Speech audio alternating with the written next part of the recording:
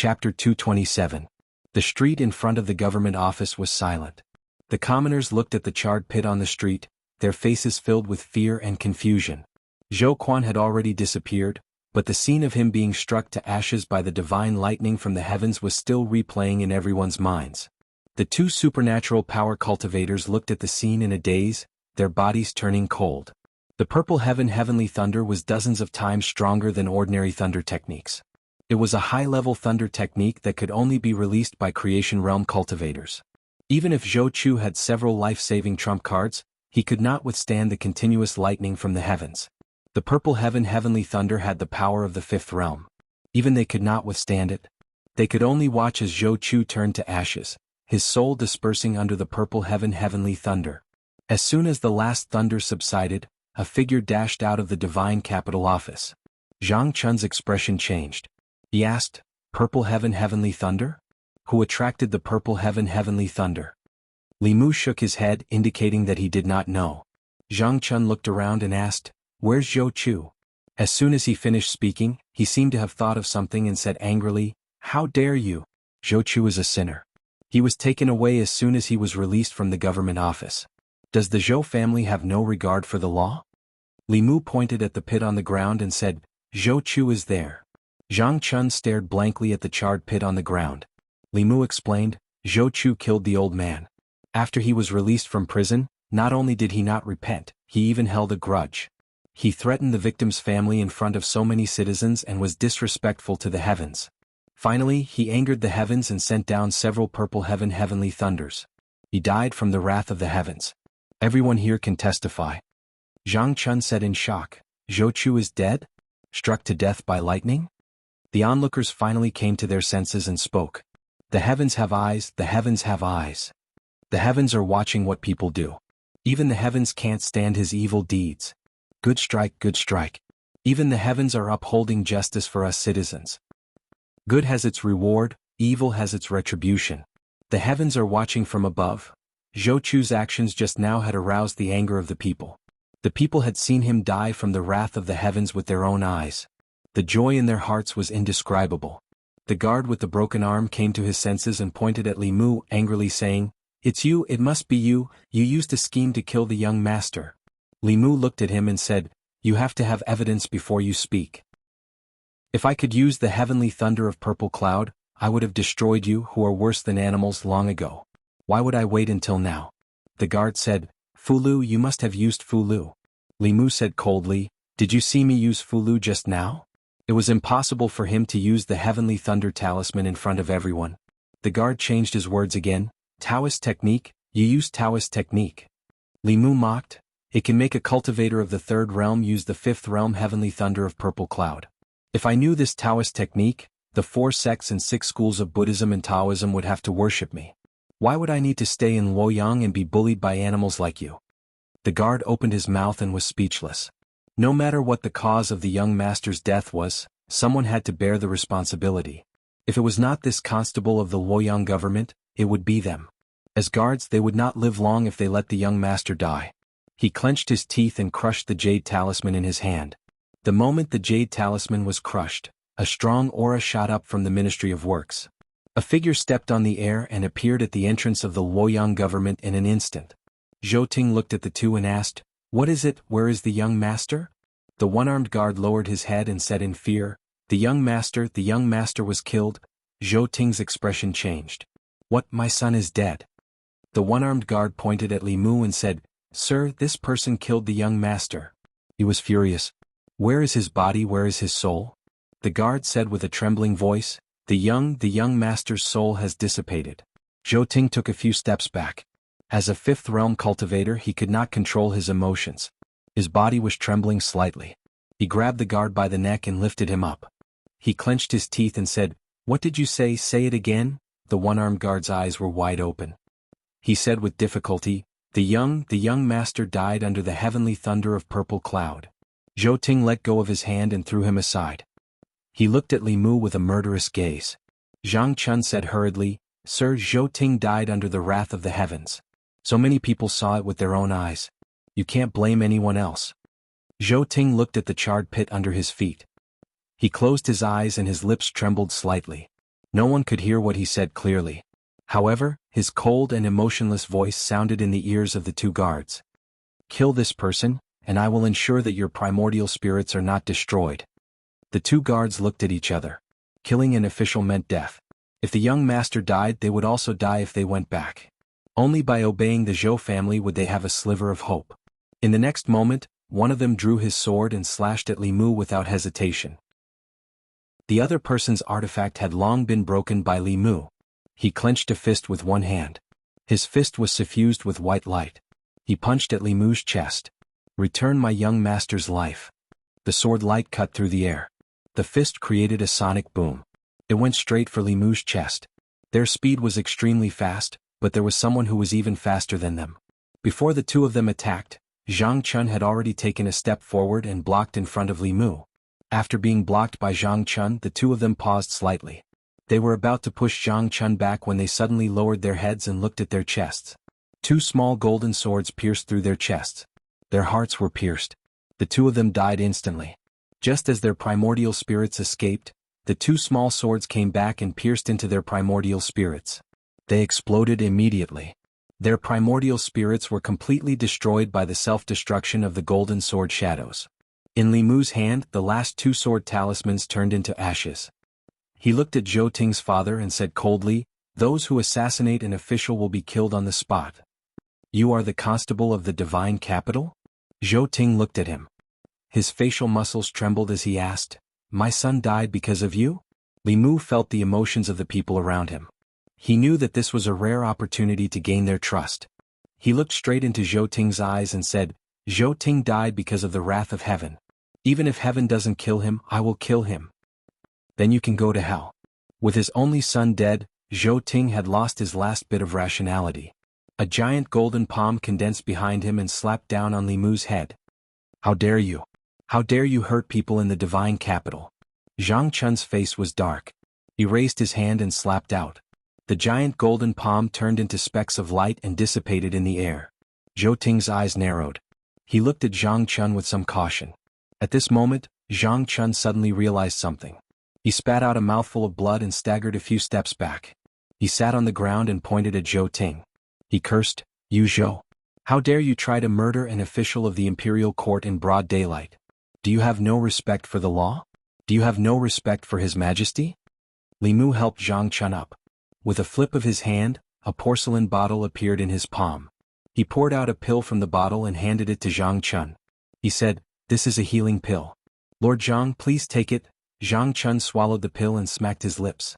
He looked at Li Mu and said, "That palm strike contained decades of experience. I'm seriously injured. This pill is good. Do you have more?"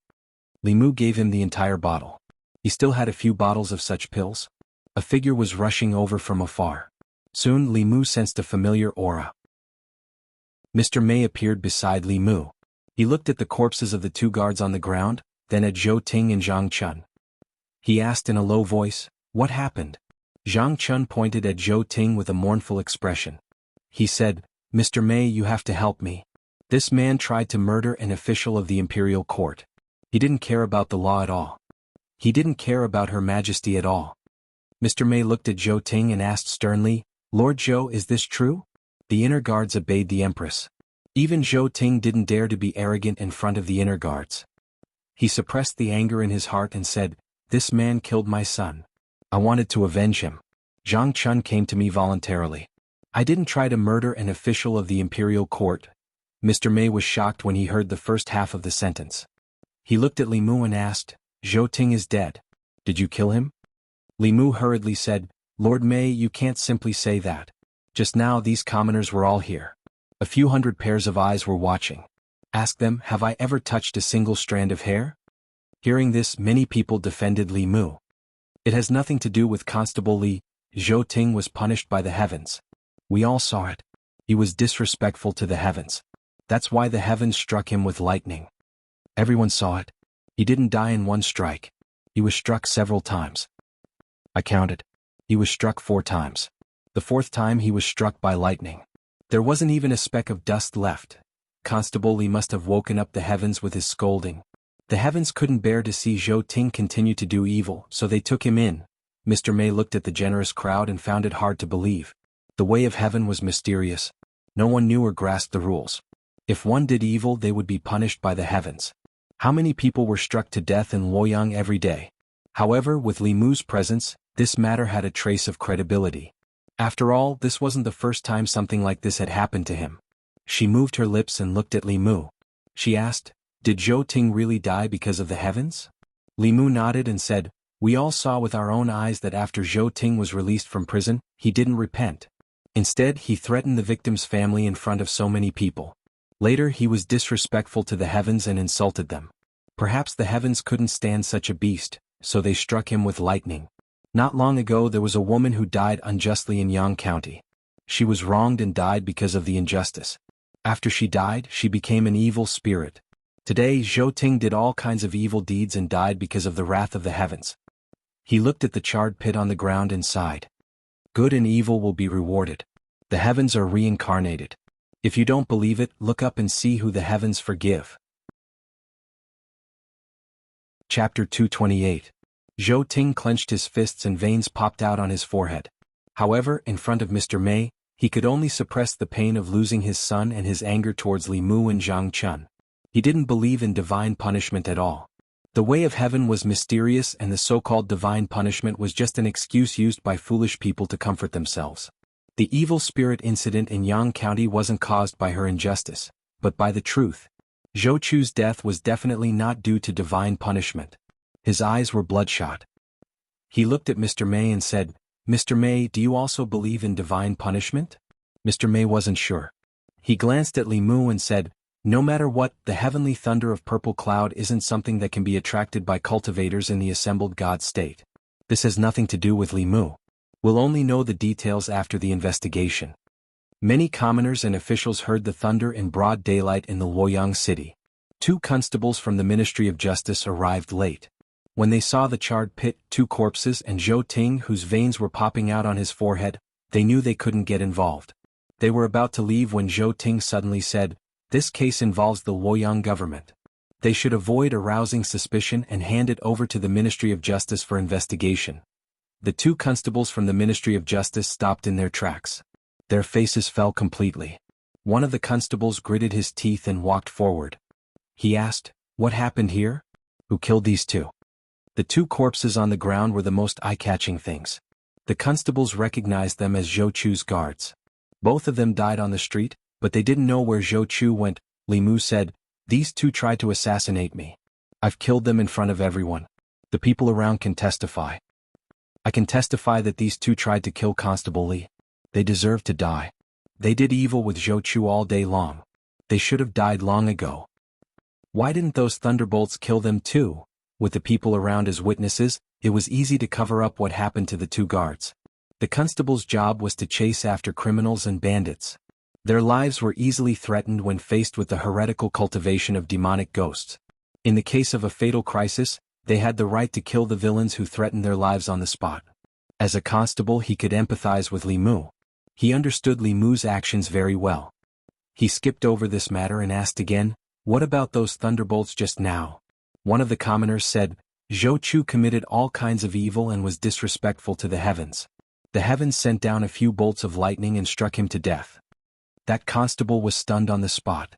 Giving Zhou Ting a glance, he said in disbelief, "Young Master Zhou was struck to death by lightning?" The development of the matter had greatly exceeded his expectations. This was no longer a matter that the 2 of them could handle. The constable hurriedly said, "This case is of great importance. It must be decided by the Ministry of Justice. Those related to this case, please follow us back to the Ministry of Justice for trial."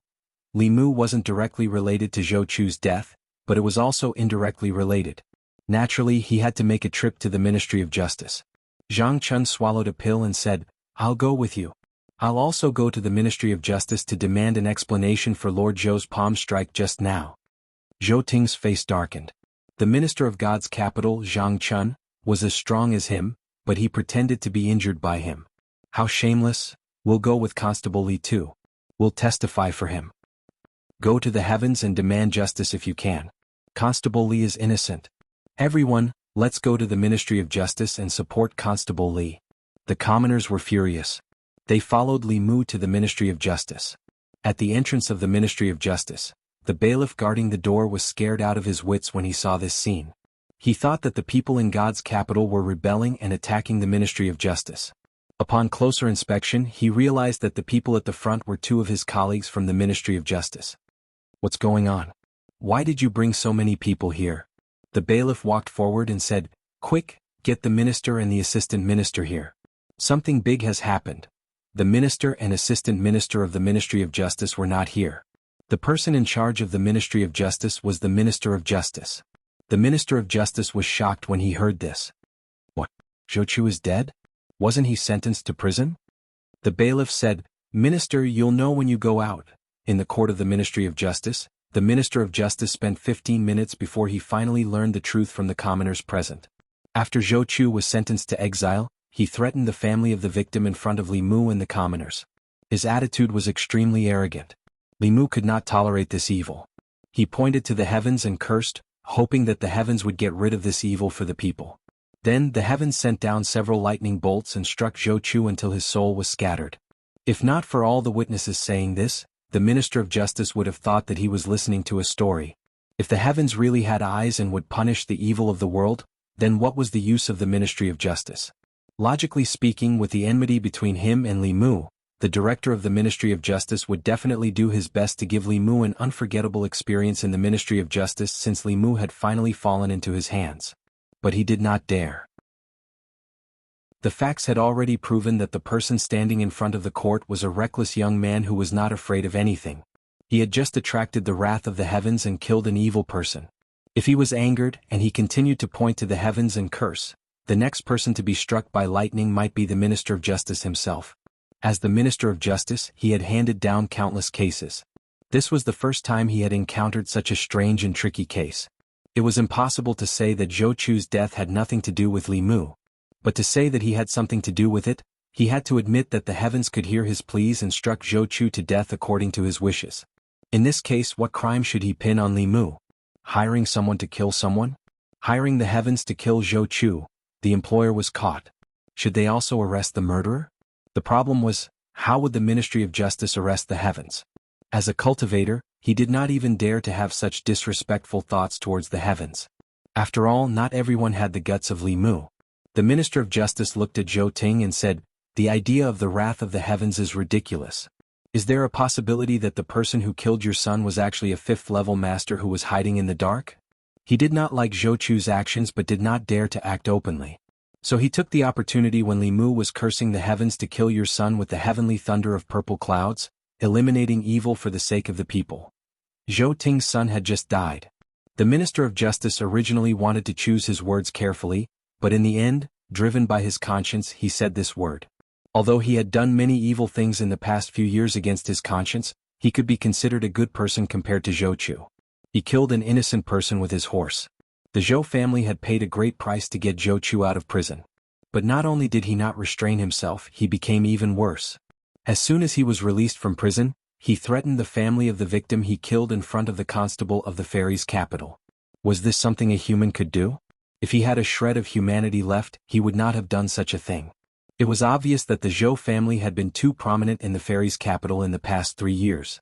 As a result, Zhou Chu had relied on the Zhou family and was so arrogant that he had lost his humanity. Zhou Ting's face darkened. He said, "A fifth-level master is just your guess. No matter what, Li Mu is related to my son's death. How will the Ministry of Justice deal with him?" When the Minister of Justice heard this, he was already a little angry. The Ministry of Justice did not rely on the new party. The Zhou family was powerful, but this was the Ministry of Justice. What right did he have to speak to him like this? Taking a step back, how would the Ministry of Justice deal with Li Mu? If they dealt with Li Mu, it would mean that they approved of him using the heavens to kill someone. If they dealt with the person who hired the murderer, they could not let the murderer go unpunished, right? How would they deal with the heavens? What kind of person would have the guts to judge the heavens? The Minister of Justice said, "The heavenly wrath still needs to be investigated." Zhou Ting said darkly, "The heavenly wrath is just an excuse they made up. My son's death must have something to do with him. If the Ministry of Justice takes him into custody and interrogates him, we'll definitely be able to get something out of him." The Minister of Justice said with a cold expression, Lord Zhou, are you teaching me how to do things? At this moment, Zhang Chun stepped forward and said angrily, Lord Zhou, your son's death is unforgivable. However, as an official of the imperial court, you actually tried to kill me and the imperial court's official. How will you deal with this? He sat cross-legged in the court and said coldly, if the Ministry of Justice can't give me a satisfactory explanation today, I won't leave. Lord Zhang, who had always been as timid as a mouse, suddenly became unyielding and dared to fall out with the Zhou family. Li Mu only needed to think for a moment to figure out Lord Zhang's motive. Lord Zhang was determined to make a big deal out of this and achieve his goal of being transferred out of the fairy's capital. At this time he could not be left to fight alone. Making a big deal out of this matter would be greatly beneficial to Li Mu. As long as they were in the right, the bigger the matter, the better it would be for them. At most, they would resign and go to Mount Baiyun to live together with Lu Hanyan and Wan Wan. Li Mu stepped forward and pointed at Zhou Ting. He said sternly, you invert right and wrong and you can't differentiate between right and wrong. No wonder you taught such a beast. He kills people everywhere and he doesn't repent. He's waiting for an opportunity to take revenge. Everyone knows that he's a beast. It's satisfying that he died under the heavenly wrath. His voice was loud and clear. It spread to the ears of everyone in the court and outside the court. The people were in high spirits and the psyche power in their bodies surged. They looked at Li Mushi in the hall, and some kind of colorless emotion surged in their bodies. Countless officials in the Ministry of Justice were stunned for a moment when they heard that. Then they felt a surge of pride in their hearts. Regardless of their position, to be able to say such words in front of the Zhou family, even if he was their enemy, was worthy of their respect. This was how a man should be. The assistant minister of the Ministry of Justice walked to the entrance of the Ministry of Justice and stopped. He looked at the court and reminisced. The Minister of Justice asked, Assistant Minister Zhou, what's wrong?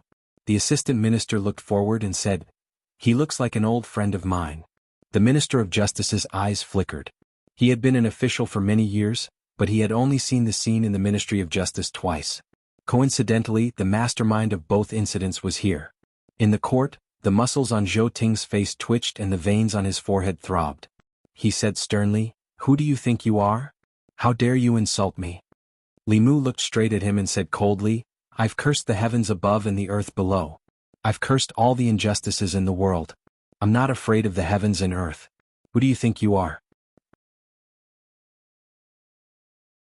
Chapter 229. The officials of the Ministry of Justice stood at the door of the guardroom and eavesdropped on the commotion in the court. Ever since Li Mu came to the divine capital, they had seen too many firsts in the Ministry of Justice. The constable of the divine capital made the director of the Ministry of Justice speechless for the first time in the Ministry of Justice's territory. It was also the first time someone scolded an official of the imperial court and an important figure of the Zhou family in the Ministry of Justice's court. Li Mu seemed to have a natural aura around him, a fearless aura. Li Mu's saliva flew everywhere in the court, almost landing on Zhou Ting's face. A crooked stick would have a crooked shadow. Seeing Zhou Ting's face, Li Mu didn't find Zhou Ting's actions strange. He didn't care about his position in the first place and he wasn't afraid of the Zhou family. He purposely played along with Lord Zhang and blew up the matter to find out the Empress's attitude. While Zhou Ting was fuming with rage, two figures walked in from outside. The director of the Ministry of Justice heaved a sigh of relief when he saw them. He quickly walked over and said, Lord Minister, Lord Assistant Minister, you're finally back. This case is too complicated and I don't know how to judge it. The Minister of Justice said to Zhou Ting, Lord Zhou, I'm deeply sorry that you lost your beloved son. The Ministry of Justice will investigate this case immediately, and will hand it over to His Majesty to make a decision tomorrow morning. Lord Zhou, do you have any objections? Zhou Ting knew that he couldn't influence the Ministry of Justice, but he could say a few words to His Majesty. He said with a dark face, I hope the Ministry of Justice can investigate this case impartially. The Minister of Justice said, Of course. He looked at Zhang Chun and Li Mu and said, This case involves a lot of things. You two can return to the Yamen first and wait outside the palace tomorrow.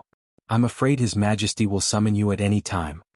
Zhou Ting's death wasn't directly related to Li Mu, so the Ministry of Justice couldn't detain him. He and Zhang Chun walked out of the Ministry of Justice and were surrounded by commoners. Constable Li, how did it go? What did the Ministry of Justice say? Zhou Ting's death was his own fault. The Ministry of Justice didn't blame you, did they? Faced with the concern of the people, Li Mu smiled and said, Tomorrow, the Ministry of Justice will present this case to His Majesty and let His Majesty decide. I believe that His Majesty will give me justice. We're all with Constable Li. I suggest that everyone write a letter to plead for Constable Li. I agree. The silk used to sign the book of 10,000 people will be provided by Splendid Workshop. At this moment, Li Mu sensed from the people around him. Other than psychic power, he also sensed emotions that were different from before. This emotion was colorless, and it was the last emotion that he lacked among the 7 emotions. Love originated from the love and respect of the people. The people of Luoyang finally trusted and accepted him after he cursed and swore at the sky and was struck by lightning. Li Mu walked from the Ministry of Justice to the government office. The love he absorbed from thousands of people was enough for him to condense the 5th spirit, non-poison. In the small residence of the government office, Xiao Bai sat cross-legged on the bed to cultivate. She did not know what was going on. Li Mu walked into the room, got onto the bed and sat cross-legged opposite her. He formed a seal with his hands and said, 9 cycles of white qi, control the evil spirits, heavenly beasts guard the door, delicate girls guard the door, 7 spirits and softness are at peace with me, do not act rashly, look at the source of form. Non-poison, condense. His mana was no longer the same as before. It was extremely easy for him to condense the spirit and follow the spirit. After Li Mu had completely refined the love, Li Mu could clearly feel that there were some changes in his body. His mana had also increased slightly. However, compared to the increase in his mana, what he felt most was the feeling of completion that came from within his body. After condensing the love, Li Mu acutely sensed that there was a trace of love beside him. He opened his eyes and saw Xiao Bai sitting in front of him. She was holding her chin with both hands and looking at him in a daze. Her gaze was so pure and her small face was so delicate. The way she looked at Li Mu with all her attention made his heart tremble slightly. Since the second time she met Li Mu, she had never changed her mind about giving herself to him. After seeing Lu Hanyin, she was worried that Lu Hanyin would be dissatisfied, so she hid this thought. Li Mu had always thought that as a member of the Heavenly Fox clan, she stayed by his side only to repay his kindness. He did not expect that she would have the same feelings for Li Mu as Lu Hanyin.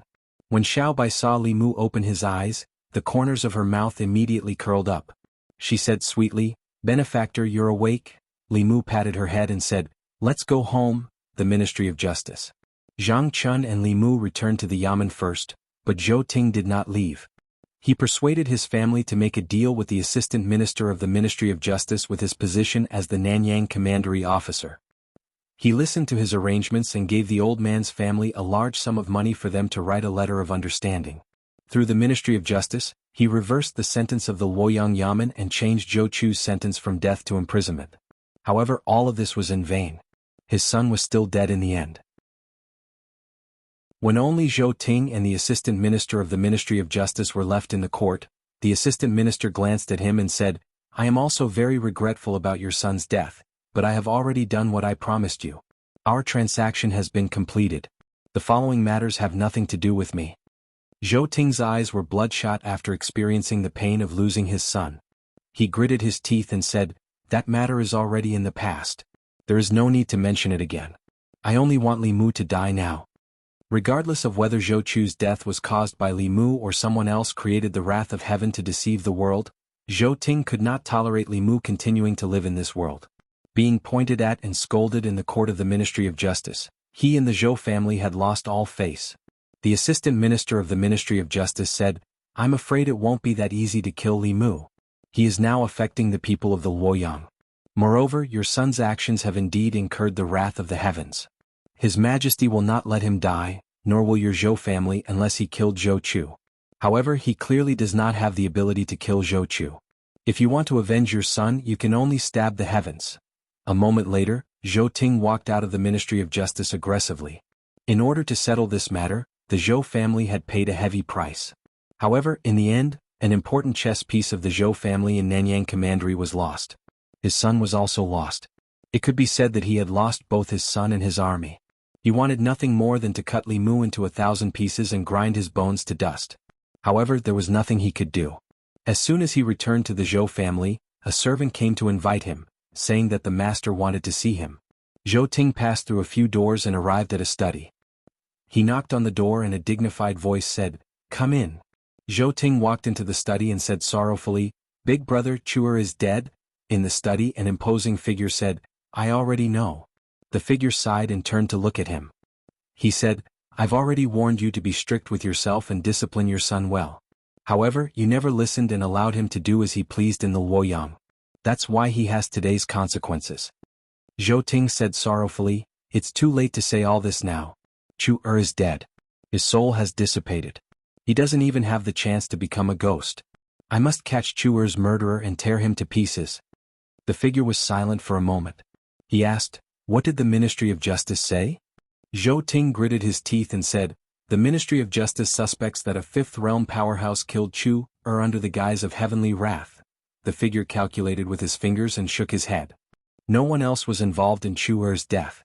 It's indeed related to that constable." Zhou Ting's eyes widened. Although he really wanted Li Mu to die, he did not think that Zhou Chu's death was caused by Li Mu. He was just a third realm constable and did not have that kind of ability. However, Big Brother had the cultivation of Dongxian. He could read the stars and predict heavenly secrets. It was impossible for him to be wrong. Zhou Ting said furiously, "It's really him. How did he kill Chu?" The figure shook his head and said, "Heavenly secrets are hard to predict. It's already the limit for him to be able to predict that Chu's death is related to him." Zhou Ting said, "I'll beg the Dean and His Majesty. They'll definitely be able to calculate everything." The figure shook his head and said, "Although the Dean and His Majesty have high cultivation, they can't calculate much more than me. It's better not to disturb them. It's not difficult to find out how that constable killed Chu. As long as we use the soul assimilation technique on him, the truth will come to light." Zhou Ting thought about it and said in disbelief, "There are no traces of Fulu being used at the scene. There's also no such Dao technique. Could it really be?" The figure was silent for a moment. Then he said calmly, "If that's the case, you don't have to pursue this matter anymore." Zhou Ting was stunned. Then he said with a ferocious expression, "Am I going to die for nothing? If it's heavenly wrath, then it's the will of the heavens." The figure said, "The will of the heavens comes first. The Zhou family cannot lose their sense of righteousness. You must consider the big picture." Zhou Ting was silent for a long time. Then he said slowly, "I understand." Chapter 230. Zhou Mansion. As the most powerful family in the Great Zhou dynasty, the scale of the Zhou Mansion in the divine capital was even greater than that of the Shao Mansion. The Zhou Mansion was more than 100 feet long from north to south and 50 feet wide from east to west. The mansion occupied a large area. The Zhou family was prosperous. The four brothers all held important positions in the imperial court. It was said in the divine capital that the Zhou family supported half of the imperial court in the Great Zhou. This was not an exaggeration. At this moment, in a courtyard in the Zhou Mansion, a middle-aged woman had fainted from crying after hearing the news of Zhou Chu's death. "Chu, my poor Chu, Her sorrowful cries penetrated the walls of the courtyard. The maids and servants who passed by all lowered their heads and hurried past. Zhou Chu's two sisters had already married out of the Zhou family. When they heard the news, they hurried back to console the woman. The woman cried until her tears ran dry. She grabbed Zhou Ting's hand and her eyes were filled with murderous intent. She gritted her teeth and said, "Master, the person who killed Chu must be cut into 1,000 pieces. Then, his soul must be captured and burned by the nether fire day and night." Zhou Ting said coldly, "Don't worry. I will make him beg for death to comfort Chu's soul in heaven." A young woman beside the woman raised her head and looked at Zhou Ting. She said, "Father, when I came here, I heard from my husband that this matter is not easy to deal with. It could easily incite a rebellion among the people. Why don't you go to the palace and beg my sister? Beg Her Majesty to uphold justice for my brother?" The other young woman beside her could not bear it. She opened her mouth several times, but in the end she sighed and did not say anything. Zhou Ting said, "Ever since we forced her to marry the former crown prince, Her Majesty has been holding a grudge against the Zhou family. In these 3 years she has deliberately distanced herself from the Zhou family. If I go to the palace and beg her, I'm afraid," the young woman who spoke first said, "no matter what, Chu is still her family. No matter how cold-blooded she is, she won't ignore Chu's death, right?" The woman gritted her teeth and said, "If she refuses to see you, ask Big Brother to see her. Although she is Her Majesty, will she refuse to see her own father?" Zhou Ting lowered his head and said, "Big Brother wants me to consider the big picture. It's impossible for him to interfere in this matter." The woman said angrily, The big picture, Chuana's life is already gone, and he still wants to take care of the big picture? This is also related to the Zhou family's face and dignity. Shut up. Zhou Ting reprimanded her and said, for this day, our Zhou family has waited for hundreds of years. The burden on Big Brother's shoulders is not something we can imagine. He concealed the sorrow in his eyes, straightened his collar and said, I'll enter the palace first. The imperial palace. Zhou Ting stood in front of a palace and bowed. This Zhou has an important matter to discuss with His Majesty. Miss Shangguan, please help me inform him.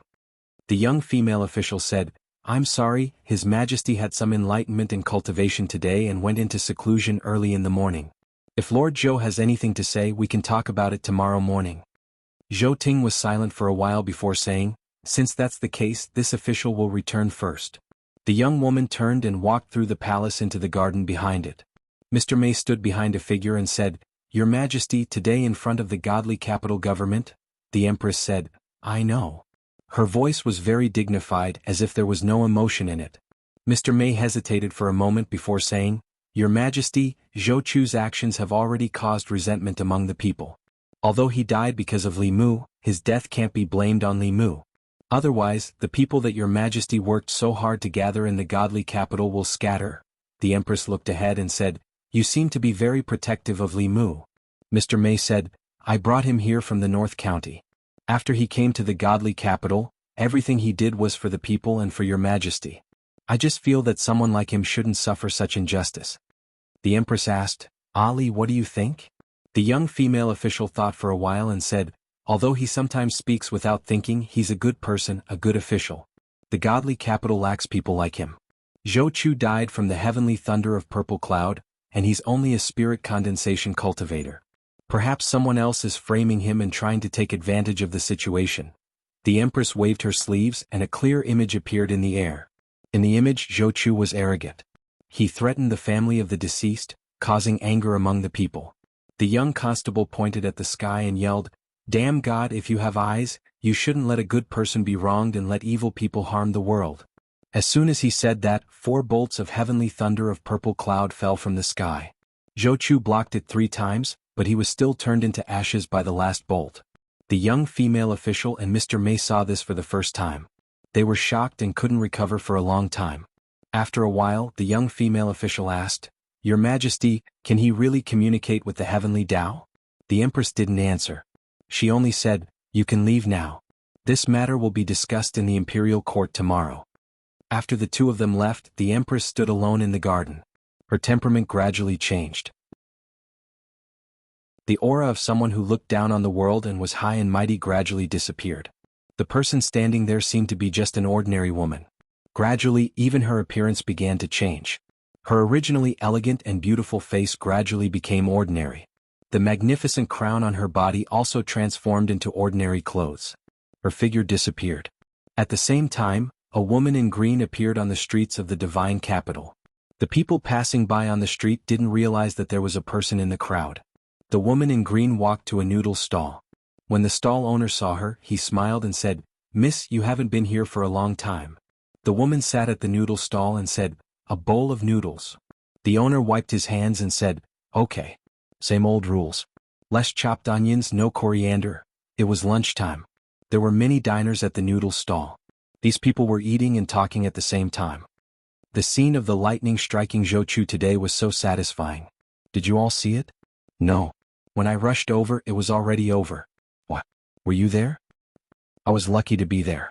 That place was struck by the purple lightning. Not even a speck of dust was left. Quick, tell us. This bowl of noodles is on me. Hearing that someone was paying for today's meal, the man added another plate of beef and began to tell the story. He described how lawless Zhou Chu was. He came out of the divine capital and threatened the family of the deceased. He described how Constable Li was so angry that he pointed at the sky. Heaven and earth felt his heart and sent down several lightning bolts to get rid of this evil in the divine capital. After he was taken away by the Ministry of Justice, he scolded Zhou Chu's father in the court. It was so satisfying. In the process of telling the story, he added some details and added some emotional embellishments. The crowd blushed as if they had been there and witnessed it with their own eyes. After he finished, he didn't forget to exclaim, Constable Li is really a good constable. he really thinks about the people and stands on our side. Another customer sighed and said, this time he has formed a deadly feud with the Zhou family. I wonder how the Zhou family will take revenge. Without Constable Li, will the divine capital return to the way it was before? It won't. We've already written a petition for the people. His Majesty will definitely seek justice for Constable Li. The woman in green finished her noodles and listened to the crowd's discussion for a while before she paid and left Li residence. Li Mu and Xiao Bai bought some groceries on their way home. When they got home, they busied themselves in the kitchen. Compared to eating out, he enjoyed the feeling of cooking with her. In the past, Lu Hanyan was the one who cooked with him. After he came to the divine capital, Xiao Bai was the one by his side. Under Li Mu's guidance, Xiao Bai's culinary skills had reached a higher level. She was qualified to be Li Mu's assistant. After the meal, Li Mu told Xiao Bai that he was going to the palace tomorrow. At that time he would send her to the government office first. Xiao Bai asked worriedly, will Her Majesty blame benefactor? Li Mu shook his head and said, I don't know. After all, his understanding of the Empress was mostly based on hearsay. Li Mu didn't know what kind of person she really was. However, he wasn't afraid of this case. With the clear heart technique, the soul-sucking technique was useless against him. As long as he didn't admit it, no one would be able to pin Chu Zhou's death directly on him. As for the soul-searching technique, it was extremely harmful and irreversible. Unless it was an extremely important matter that concerned the country, the imperial court wouldn't use it on an official. With the people's support, the imperial court would have to be careful no matter what they did to him. Xiao Bai said firmly, I heard that Her Majesty is as beautiful as a fairy and has a kind heart. She won't wrong benefactor. Li Mu nodded and said, I believe in Her Majesty. Not to mention her appearance, Li Mu was actually confident in other aspects of the Empress. He came to Chengdu because of the Empress. During this time he could be fearless and do whatever he wanted because he had the Empress' support. Women were always very concerned about the appearance of other women. Xiao Bai blinked and said, how beautiful is she to be as beautiful as a fairy? Li Mu rubbed her head and said, what do you mean by as beautiful as a fairy? That's because Her Majesty is. No matter how ugly Her Majesty is, no one would dare to say that she's ugly. If you want to know what it means to be as beautiful as a fairy, go back to your room and look in the mirror. Xiao Bai was stunned for a while before she realized that Li Mu was praising her. She blushed and said uneasily, I'll go wash the dishes. The girl was still a little shy. If it were Lu Hanyan, she might have already fallen into Li Mu's arms and made love to him. Li Mu returned to his room and sat down cross-legged. Not long after he felt sleepy. In his sleep, a fog suddenly appeared in front of his eyes and a woman's figure appeared. Seeing the familiar woman, Li Mu was stunned. Fear appeared on his face and he said in shock, no way again. Chapter 231. Ever since that night when he was ravaged 8 times, this woman had never appeared in Li Mu's dreams again. This made him think that what had happened back then was merely a coincidence. Until now, this familiar figure had appeared in his dream once again. This made Li Mu realize that the possibility of that incident being a coincidence was infinitely close to zero. Li Mu did not leave the dream immediately. He needed to figure out what was going on. Li Mu looked at the woman from afar and asked, who are you? The woman said indifferently, you don't need to know who I am. Li Mu asked tentatively, are you my inner demon? With Li Mu's knowledge, other than an inner demon, he could not think of any other possibility. Even Dong Shen could not casually invade other people's dreams. This was something that even Venerable Qin Huang could not do. Inner demon? The woman looked at him and said slowly, you can understand it that way. Li Mu said warily, what do you want? The woman said, I was born because of you. Why don't you ask yourself what you want? Her words made Li Mu no longer doubt her identity. Except for the consciousness born in his body, no one could easily enter his dreams. Many people interpreted the high-level inner demon as a second soul. According to Li Mu's understanding, it was more like a second personality. In the same body, several different consciousnesses were born. Their age, personality, and even gender could be different. Li Mu had seen this kind of setting countless times in suspense movies. Li Mu asked warily, you want to devour my consciousness? The woman shook her head and said, not interested. Li Mu said in surprise, then what do you want? The woman looked at Li Mu and said, you killed Zhou Chu. Li Mu looked at the woman. The consciousness of the inner demon and the main body did not affect each other, so she did not know what she was thinking or what she knew. However, the experiences of this body could not be hidden from her. Although the person in front of him was a woman, Li Mu knew very well that he was her and she was him. He had nothing to hide from himself. Li Mu asked, "Don't people who are worse than beasts deserve to die?" The woman said, "Director Zhou is from the Zhou family, and His Majesty's surname is also Zhou. Aren't you afraid that His Majesty will be biased?" Li Mu looked at her and said, "You know a lot." The woman replied, "You are me and I am you. I know what you're thinking." Li Mu looked at her and asked, "Then tell me, what am I thinking now?" Li Mu thought, if the inner demon only appeared in dreams, if he had a wet dream, what would it look like in the eyes of the inner demon? Whoosh. As soon as this thought appeared in his mind, the shadow of a whip came at him. Li Mu quickly dodged and finally no longer doubted it. She even knew what he was thinking in his dreams. Other than his inner demon, what else could she be? The woman actually did not know what Li Mu was thinking. She only saw that his expression was strange, wretched and lustful. He could not be thinking of anything good, so she might as well whip him first. Li Mu looked at the woman and said, "Don't be impulsive. Hitting me is hitting you." The shadow of the whip slowly disappeared. The woman asked again, "Why are you doing this? What good is it for you?" Li Mu said, "You are me. You don't know why I'm doing this?" The woman did not speak. Li Mu guessed that she could only understand his thoughts in his dreams. He could not help but feel relieved.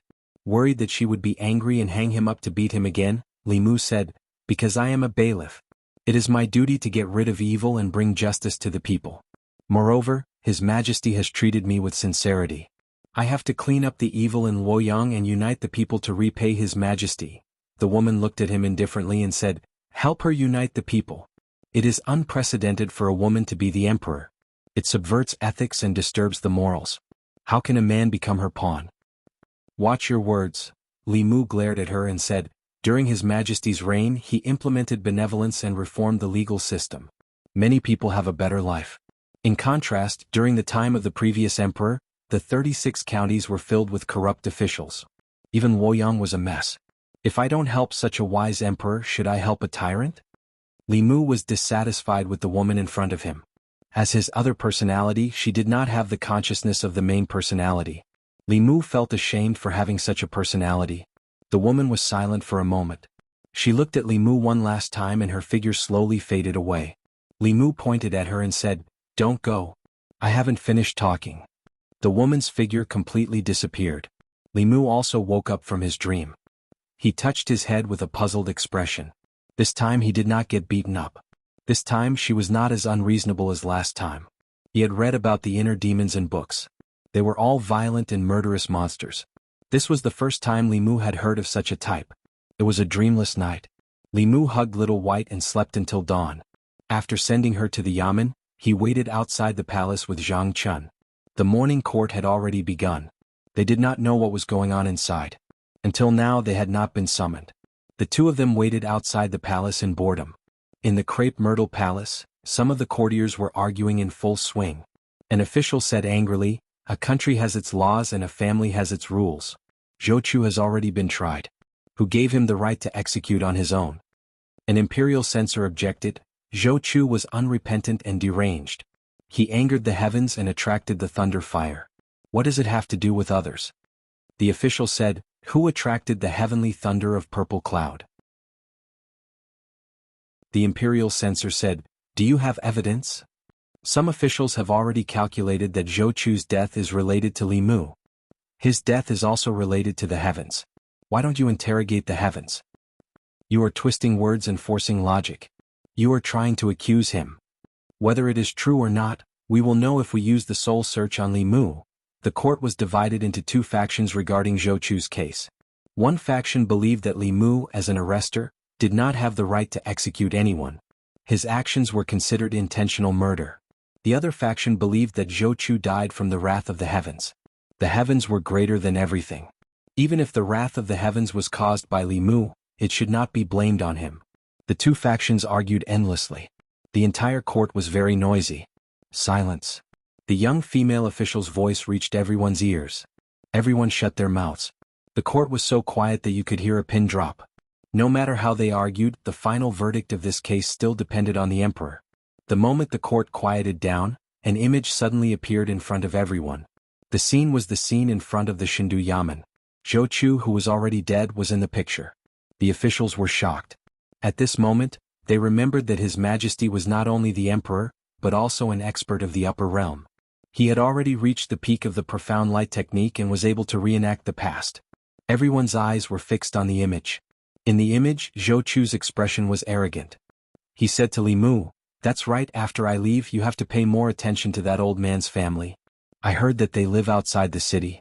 You have to be careful when you walk on the road. There are many people riding horses outside. If one or two are killed, it will not be good." One of the imperial censors could not help but point at the image of Zhou Chu and said angrily, "Lawless, lawless, does he not have the law in his eyes?" Another imperial censor spat and said coldly, "This is simply the behavior of a beast. He deserves to die." In the court, many people's faces were filled with anger. This was a blatant provocation of the law and justice. They only heard that Zhou Chu was arrogant, but they did not expect him to be so arrogant. Under the strong impact of this image, several officials of the new party also retracted their heads. Whoever dares to speak up for Zhou Chu will definitely offend the public. What worried them more was the emperor's thoughts. His Majesty used his great magical power to reenact the image of yesterday. Does this mean that he is not on the side of the Zhou family? In the video, facing the threats around him, the young constable said, "God is watching what we do. God is watching us." Zhou Chu sneered, "God, after so many years, I really want to see what God looks like. If you have the ability, let them come down." The young arrestor was obviously enraged. He pointed to the sky and scolded God for being blind.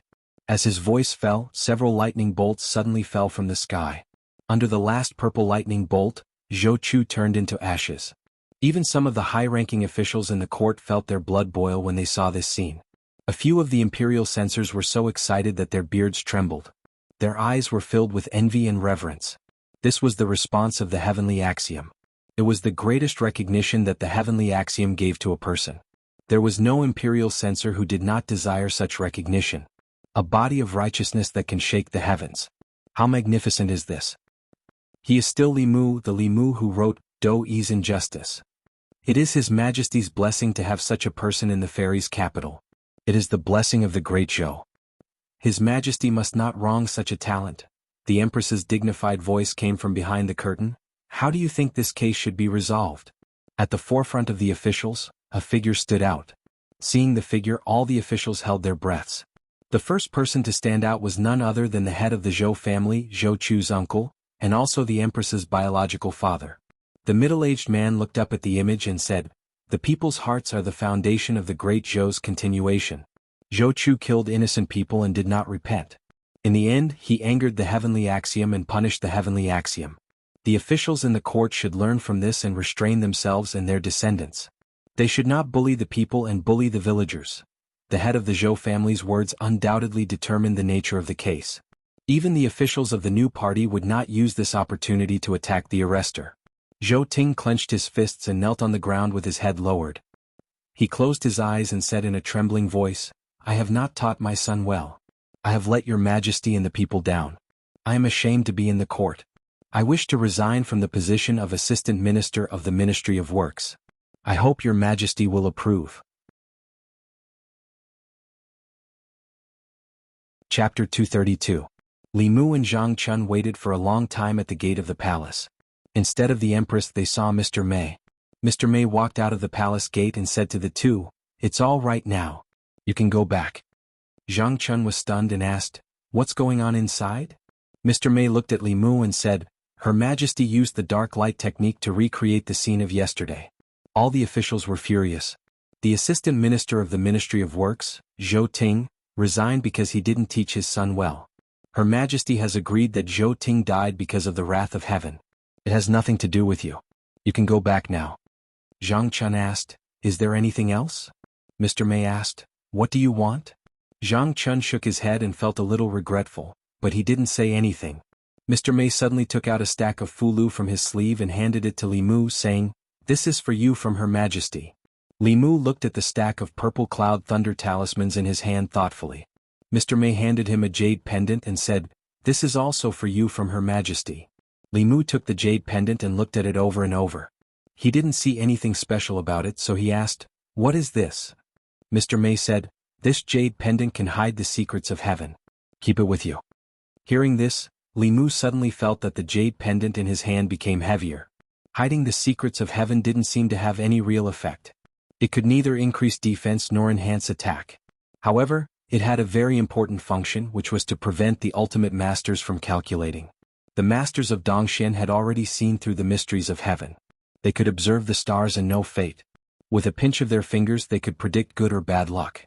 They could even calculate someone's location and monitor them remotely through the dark light technique. If one had something to hide the secrets of heaven, they could block the calculations of the masters of Dongxian and above. This could be very useful sometimes. The jade pendant that concealed the heavenly secrets and the stack of purple cloud thunder talismans made Li Mu wonder if the Empress knew anything about it. Logically speaking, even if a 7th realm expert could calculate that Zhou Chu's death was related to him, they shouldn't be able to confirm whether he had died directly or indirectly at Li Mu's hands. The Thousand Illusions had said before that the mysteries of heaven were hard to predict. No one could calculate all of the mysteries of heaven. The so-called arithmetic was nothing more than some hazy feelings, very difficult to be specific. He accepted the jade pendant and bowed to Mr. May, saying, "Sister May, please thank His Majesty for me." Mr. May sighed and said, "His Majesty has suffered a lot to protect you this time. I hope you will remember his kindness." Li Mu used to have some worries, but after today his worries had disappeared. From today onwards, he truly regarded himself as one of the Empress' men. It was a pity that he hadn't been summoned today, so he didn't have the chance to see her. However, there was no need to be anxious. Now, he had already begun to hug the Empress's thigh. There would be plenty of opportunities to see her in the future. Zhou Manor. Crash. In a small courtyard, the sound of porcelain shattering could be heard. The maids and servants all stood in the courtyard with their heads lowered, not daring to speak. The middle-aged woman picked up a vase and smashed it. She panted heavily and gritted her teeth, saying, "Zhou Chu died in vain.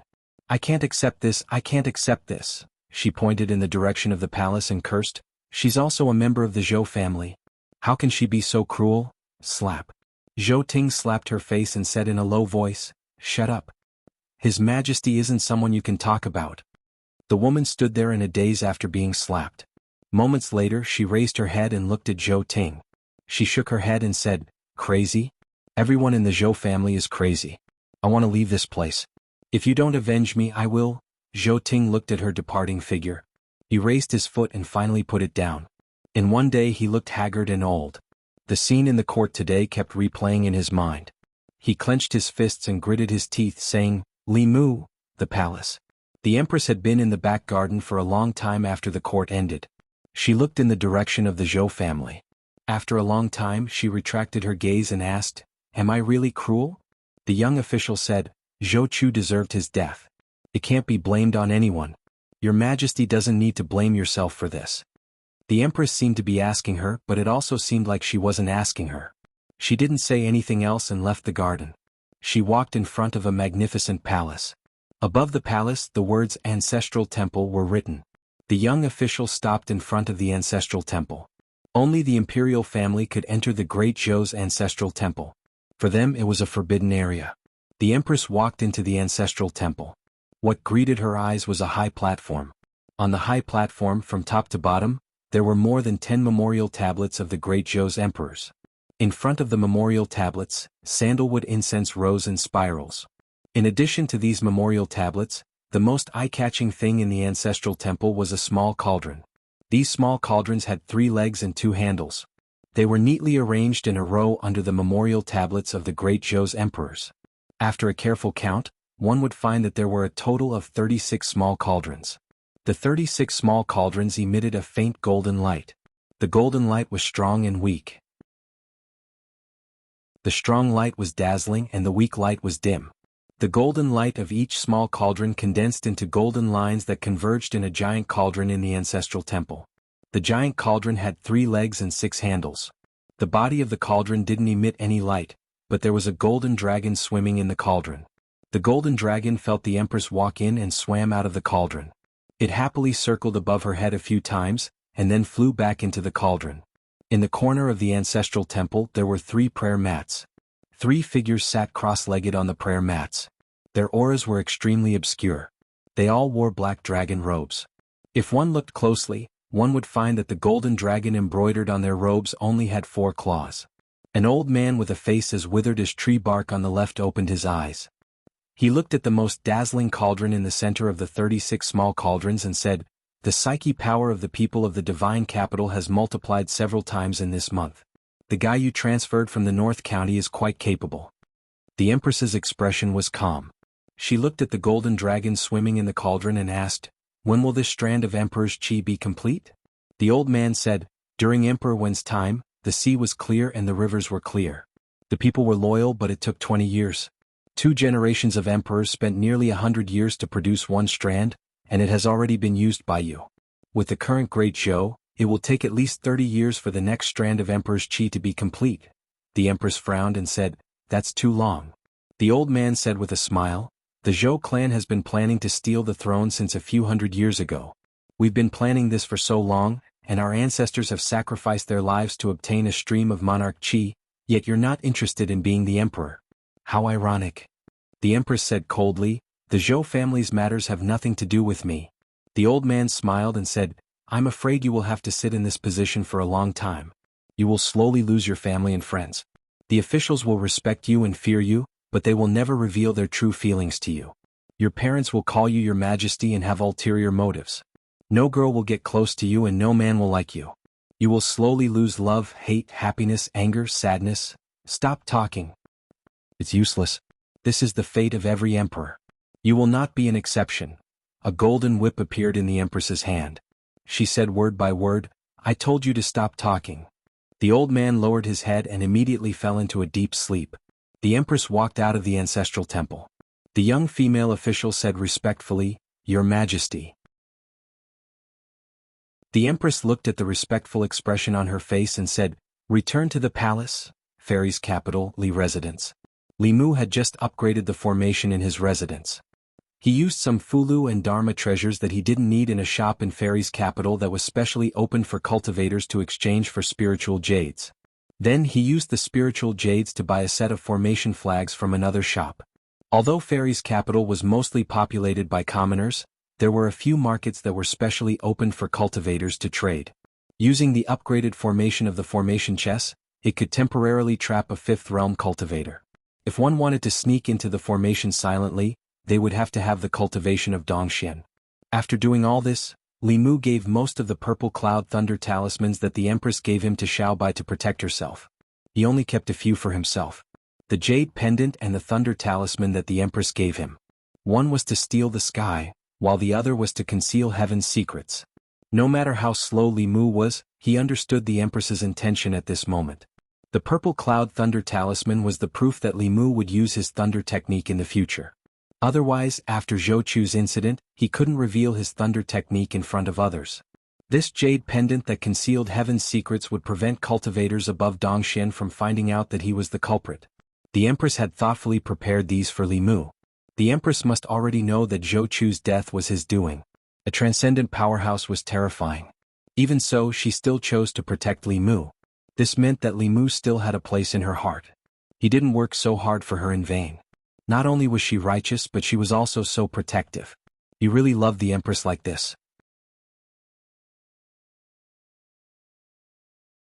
Chapter 233. Half a month had passed since the Zhou Chu incident. In the morning, Li Mu, who was sitting cross-legged on his bed, slowly opened his eyes. A golden light flashed in his eyes. Although he had been preparing to cultivate both Buddhism and Taoism, he had spent more than 90% of his time cultivating under the guidance of Taoism. He had very little time to recite scriptures and practice Buddhism. Especially after entering the spirit-concentrating realm, the growth of his mana had slowed down. He had spent all his time cultivating Taoism. Now, his Taoist cultivation had reached the 3rd realm, but his Buddhist cultivation had only barely broken through the 1st realm last night. The 1st realm of Buddhism was called breakthrough. It meant that Buddhist disciples could see through the mortal world and enter into Buddhism. This realm required the cultivation of the 6 senses. Now, Li Mu's 6 senses had been perfected. He did not need to use any supernatural powers to hear the conversation between the butcher and the waiter in the tea house a few streets away. Through his sense of smell, he could easily distinguish the various smells in the air and trace them back to their source. In a way, he already had the innate supernatural powers of some monsters. Some monsters were born with a keen sense of hearing and smell. Although humans were suitable for cultivation, they were far inferior to monsters in terms of innate supernatural powers. Li Qing had once advised him that only by cultivating one of the two sects of Buddhism and Taoism could one attain a profound level. At that time, Li Mu did not feel anything. Now he finally realized that a person's energy was limited. Even if he was talented in both Buddhism and Taoism, it was impossible to cultivate both to a high level. The realms after Buddhism required even more time. His next cultivation focus was on how to break through to the transcendent realm as soon as possible. After the Zhou incident, Zhang Chun was unexpectedly promoted again. He was promoted from Divine Capital Deputy to Divine Capital Magistrate. He was now the leader of the Divine Capital Yamen. Not only that, His Majesty did not appoint a Divine Capital Deputy or Divine Capital Magistrate. In other words, he was in charge of this huge yamen alone. No one could order him around anymore. Li Mu was still the constable of the Divine Capital Yamen. He was an official, not an official. Although officials and officials were both civil servants of the Great Zhou and were paid by the state, there was a clear distinction between the two. There were no harsh requirements to become an official of Great Zhou. Officials were generally appointed by local officials, or their sons would inherit their father's business. As long as their family background was clean and they had not committed any crimes within 3 generations, they would have the qualifications to become a glorious official of the Great Zhou. But officials were different. The lowest-ranking official in Great Zhou, even if it was just a small county magistrate, still needed to receive a few years of formal education in the academy. Only after a few years would they have the qualifications to enter the imperial court as an official. This was a rule set by Emperor Wen in order to clean up the chaos in Great Zhou's officialdom and improve the quality of the officials as a whole. At that time, this measure indeed played a very big role. At that time, the imperial court was full of nepotism, and the officials formed cliques to pursue personal interests. The morality and ability of the officials were mixed. The appearance of the academy greatly improved the situation. If one wanted to become an official in the imperial court, one had to learn the thoughts of the sages in the academies, cultivate one's morals, and learn how to govern a country and cultivate. For a long time, the academies had sent countless talents to the imperial court. This rule had been passed down since the time of Emperor Wen and had been used to this day. Even if the emperor wanted to promote someone, he had to let that person undergo tempering in the academies. Emperor Wen's rule had a far-reaching impact. In the hearts of the people and officials of Great Zhou, Emperor Wen had a very high status. The successive emperors of Great Zhou did not dare to break the rules set by him. In Li Mu's view, this Emperor Wen was really far-sighted. Although this method was different from the imperial examination, it was also very advanced compared to the previous system of selecting officials. Of course, even if Emperor Wen was called a sage, there were still things that he did not expect. For example, the nature of the academy had changed greatly from when it was first established. The deans of the 4 academies were all transcendents. In the academy there were countless experts in the middle realm. Although they were far from the 4 sects and 6 schools, they were still an incomparably powerful force. The officials of Great Zhou could only be born from the academy.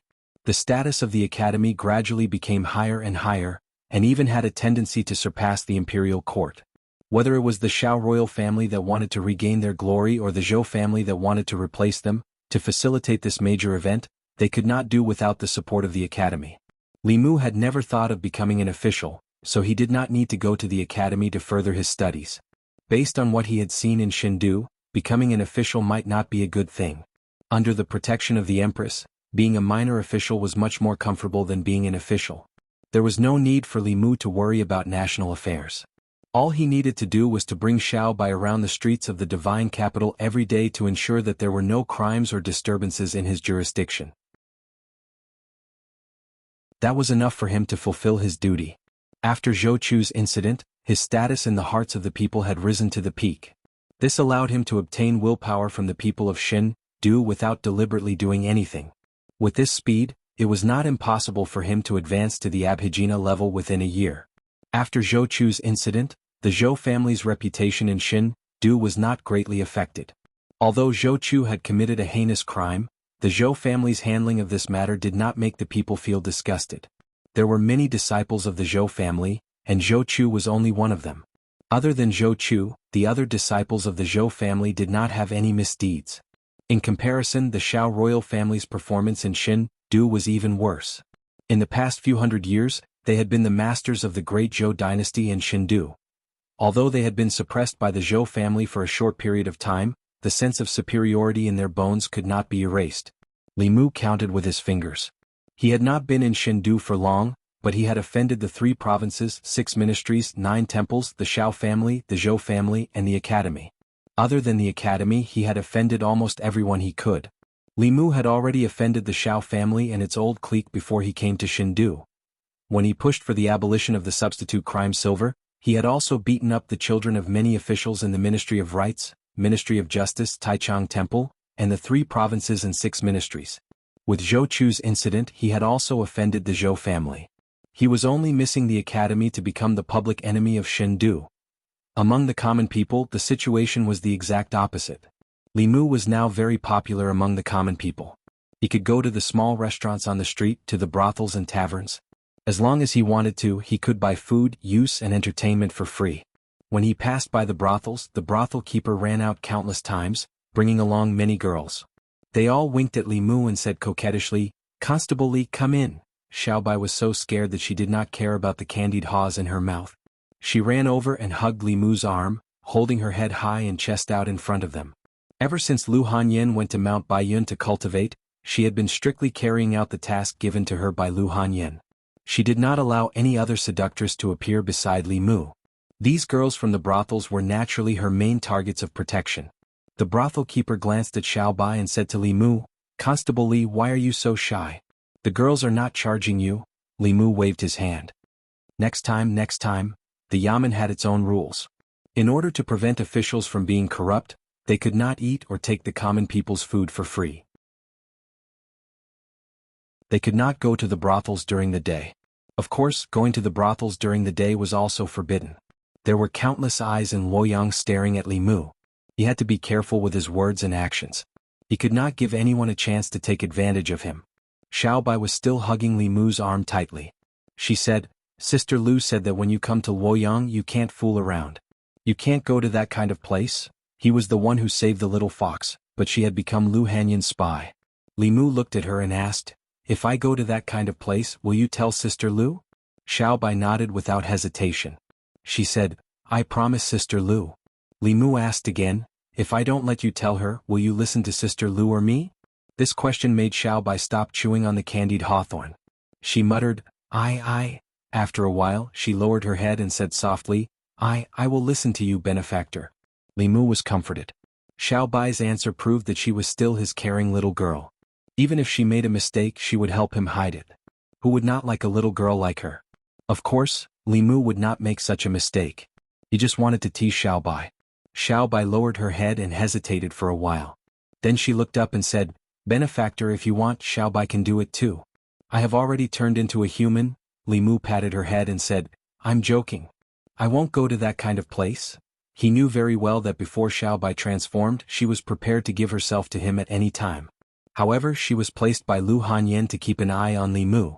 If she betrayed Lu Hanyan and stole from him, how could the two of them be good sisters in the future? Although Xiaobai was indeed very attractive, Li Mu would not lose the big picture for a small gain. He would not be greedy for a moment of pleasure and bury the fuse for a future Azura battlefield. After receiving Li Mu's promise, the girl became happy again. She happily held onto Li Mu's arm and turned back to stick out her tongue in the direction of the brothel. Along the way, Li Mu bought some snacks for Xiaobai. He was about to return to the yamen when his gaze inadvertently swept across the front. His gaze suddenly froze. 2 figures walked past on the street in front of him. The 2 of them, one old and one young, did not see Li Mu. Li Mu did not recognize the young man. His gaze swept past him and stopped on the old man.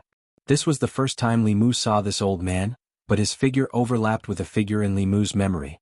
To be precise, it was the memory of the assassin that Li Mu had obtained from Madame Chu in the North County.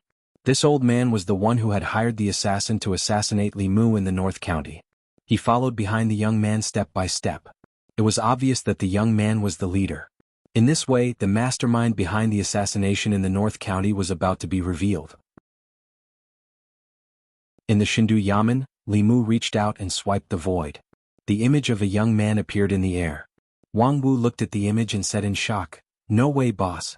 You just killed Zhou Chuchu and now you've provoked Zhou Qin?"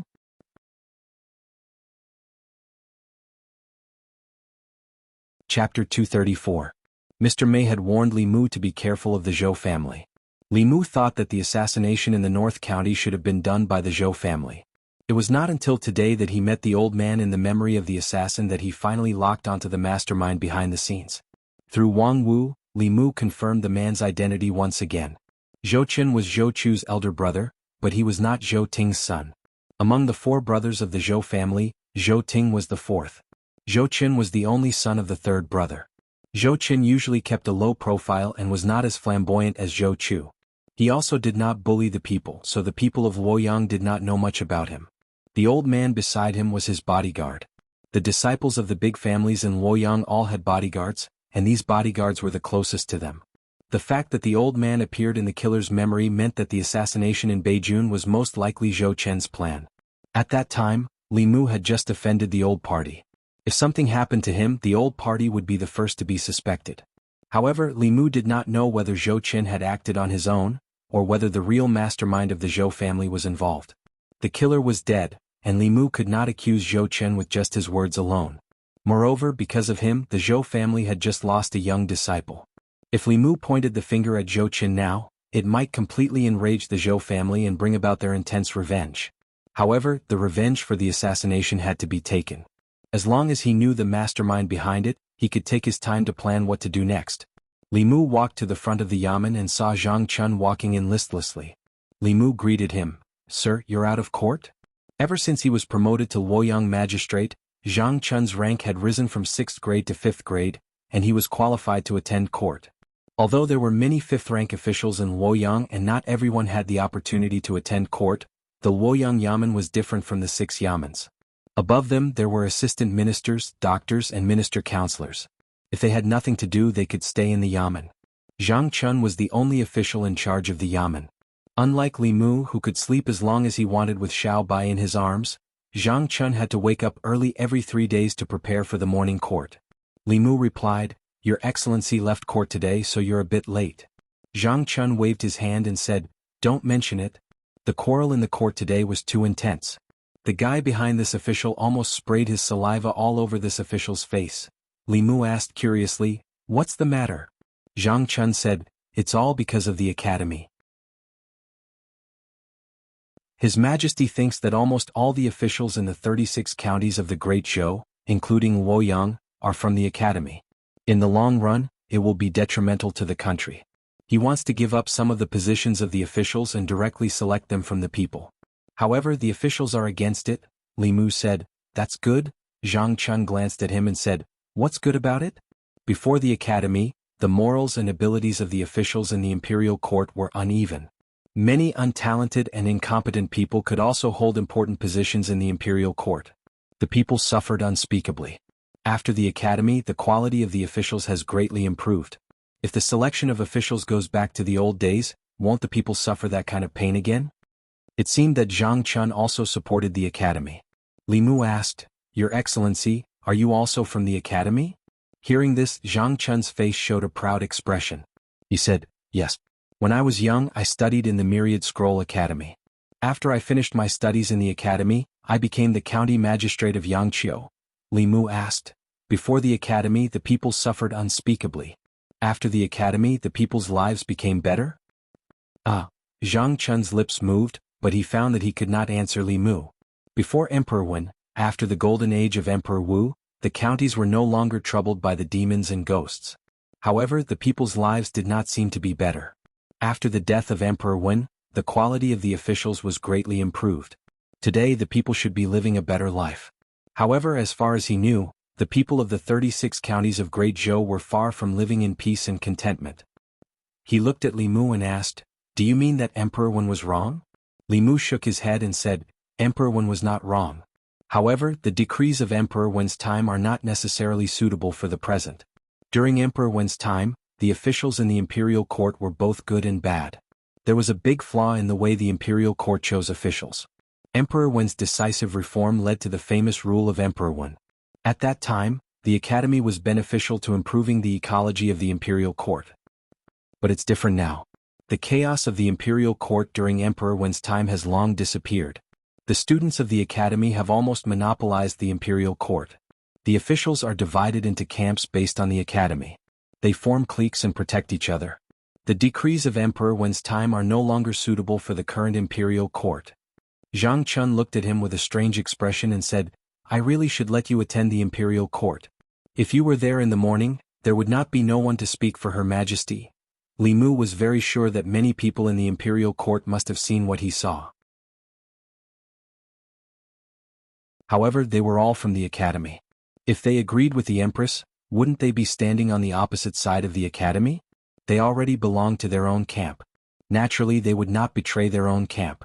Moreover, with the power and influence of the academy, even the new party and the old party had to rely on it. Who in the imperial court dared to oppose the academy? Li Mu could imagine the scene of Her Majesty being opposed by the officials in the morning court. Unfortunately, he was only a minor official and was not even qualified to defend her. Li Mu did not know much about the academy. After calling Wang Wu, he had a better understanding of the academy. There were 4 great academies in the divine capital. They were called Baichuan, Qingyun, Wanwan, and Bailu. They started during the reign of Emperor Wen and had been passed down for more than 100 years. Among the 4 great academies, Bailu Academy was different from the other 3. It was the only academy that was directly under the Ministry of War. The Dean of Bailu Academy was the Minister of War. The purpose of Bailu Academy's existence was to defend against foreign enemies. It had never been involved in political struggles. Almost all the students from Bailu Academy would not stay in the divine capital.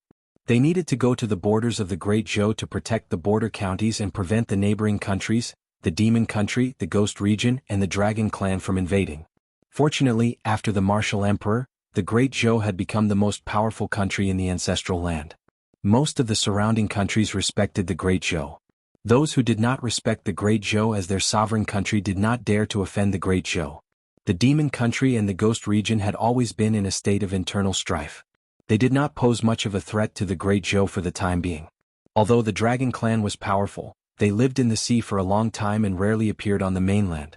The current situation of the Great Zhou was more of an internal problem than an external one. Wanwan Academy focused on teaching the concept of governance and governance. Many of the students from Wanwan Academy did not know how to cultivate, but they all had unique views on how to govern a country. After graduating from the academy, those who were more capable would stay in the divine capital to take up positions. Those who were less capable would be sent to other places to train. Qingyun Academy and Baichuan Academy focused more on cultivation. Those who studied in these 2 academies were all students with a certain level of cultivation talent. After leaving the academy, they would either take up important positions in the divine capital or guard a county. They had the brightest future. There were 36 counties in the Great Zhou, and at least 90 of them came from these 2 academies. There were 106 county governors, county ministers, and county lieutenants. Of course, the academies did not belong to any political party. In terms of cohesion, they were naturally not as united as the new party or the old party. However, the status of the academies was extraordinary. The students who graduated from the academies all had a deep sense of belonging to the academies. Perhaps they were dissatisfied with the academies when they were studying, but they would never allow outsiders to trample on the dignity of the academies. Whether it was in the divine capital or in the various counties, officials who came from the same academy would naturally have a close relationship. Everything was shown in the imperial court, and they would form a cohesive group. The imperial palace. It was already late at night. The empress stood in the empty palace. She no longer looked dignified in front of others. There was still anger on her face. She was angry about what happened in the imperial court. She looked around, trying to find someone to talk to and vent her frustrations. However, she could not find anyone. In fact, since she was forced to take this position 3 years ago, there was no one she could talk to. That person was right.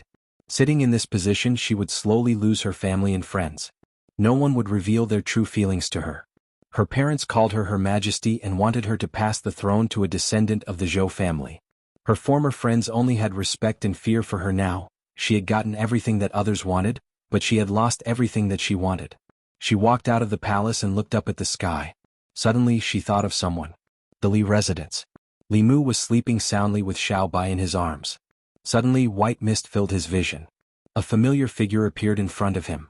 Li Mu had not seen his other personality for a long time. When he saw her again, he felt a sense of familiarity. He waved at her and said, "Long time no see." Although the interaction between the 2 personalities was not very pleasant in the beginning, she did not appear every day. She also did not torture Li Mu every time she appeared. Li Mu was not as afraid of her as he was in the beginning.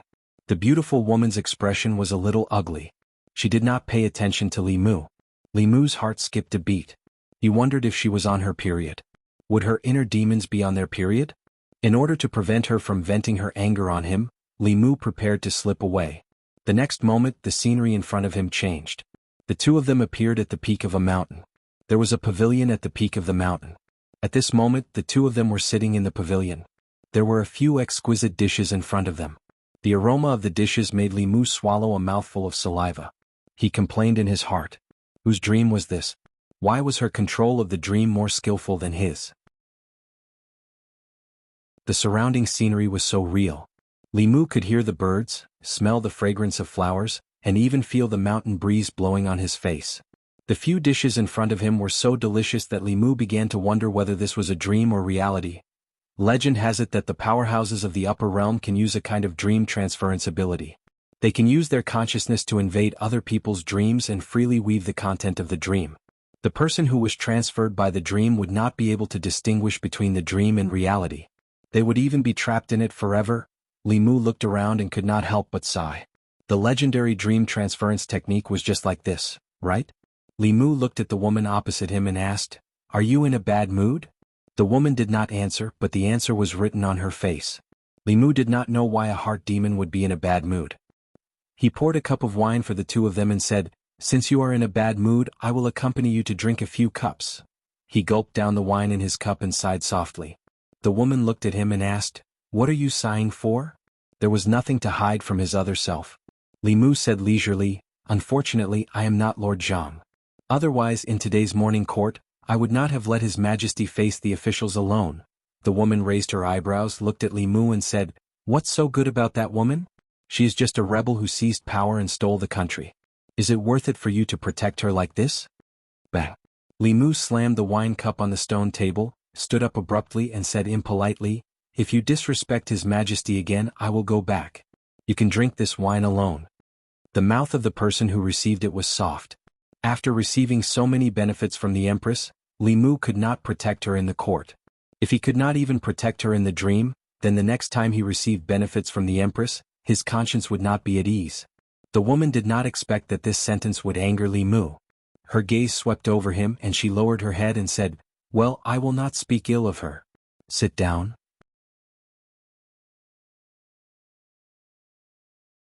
Chapter 235. Li Mu didn't know what other people's inner demons were like, but his seemed to be somewhat different. She obviously didn't have much desire to erode Li Mu's consciousness and occupy his body. Instead, she was not very friendly to the Empress. Was it because of jealousy? Speaking of which, Li Mu was also a little jealous of the Empress at first. After all, she was young and had a high position. She had stepped into the upper realm before the age of 30. Who wouldn't be envious of her? Could it be that the birth of this woman was due to Li Mu's jealousy? Cultivation was really dangerous at every step. Even a small emotion in the heart could be infinitely magnified. The inner demons had no substance. If he wanted to overcome or eliminate them, he had to rely on his inner cultivation. The beautiful woman took a sip of wine and asked, "You have never met her, why are you so protective of her?" Li Mu said, "Your Majesty treats me sincerely, so I should treat Your Majesty sincerely. Moreover, although Your Majesty is a woman, compared to the previous emperors of the Great Zhou, her wisdom and virtue should be at the forefront. The North County girl died unjustly, and the court covered up a corrupt official. Your Majesty upheld justice for her. The Academy has become a chronic disease of the Great Zhou, and the students of the Academy have formed cliques for selfish interests and control the court. No one in the court dares to mention it. Only Your Majesty is aggressive and brave to reform. Isn't such a person worthy of respect and protection?" After Li Mu finished speaking, he raised his head and drank a glass of wine, secretly feeling pity in his heart. If these words were heard by the Empress, she might be happy and reward him with some treasures. Unfortunately, he didn't even have the chance to see the Empress and could only talk to himself in his dreams. The woman took a deep look at Li Mu and didn't say anything in the end. She drank alone. Although Li Mu was curious, he didn't ask much. A personality with self-consciousness, to some extent, was a completely different person. They had their own fantasy life and identity. Li Mu had seen a movie before in which the protagonist had 10 personalities with different identities. Their gender, age, and identity were different, and between the different personalities they would kill each other. Judging from the current situation, Li Mu and his other self were getting along quite well. Even if she wanted to harm Li Mu could still exit the dream at any time. She didn't seem to have such thoughts either. When he woke up from his dream, Li Mu was still reminiscing about the delicious food in his dream. Unfortunately, a dream was still a dream. When he woke up, he couldn't recall the taste of those delicacies. After washing up and eating breakfast, he went to the yamen with Xiao Bai. Li Mu was about to go out on patrol when he saw Mr. Mei and two other people outside the government office. Li Mu stepped forward and asked, "Sister Mei, what's the matter?" Mr. Mei said, "Jianghu County offered a batch of tribute pears yesterday. His Majesty asked me to give you a box." Li Mu was a little flattered. Although it was just a box of pears, it represented His Majesty the Empress's intentions. It meant that she would think of him for such a small matter. During the transportation of this kind of tribute, Fulu would be stuck on the box. Even if it was transported to Shindu, it would be no different from freshly picked ones. Li Mu took one for himself and gave one to Xiao Bai. He took a bite of the tribute pear and found that the pear skin was thin, juicy, and sweet. It was worthy of being chosen as a tribute pear.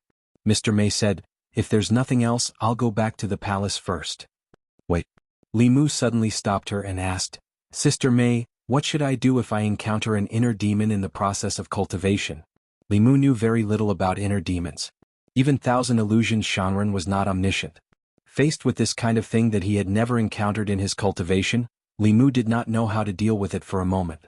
Although Mr. Mei's cultivation was not as high as Thousand Illusions Shanren's, she was by the Empress's side and must have seen many things. Perhaps she could explain to Li Mu. "Inner demon?"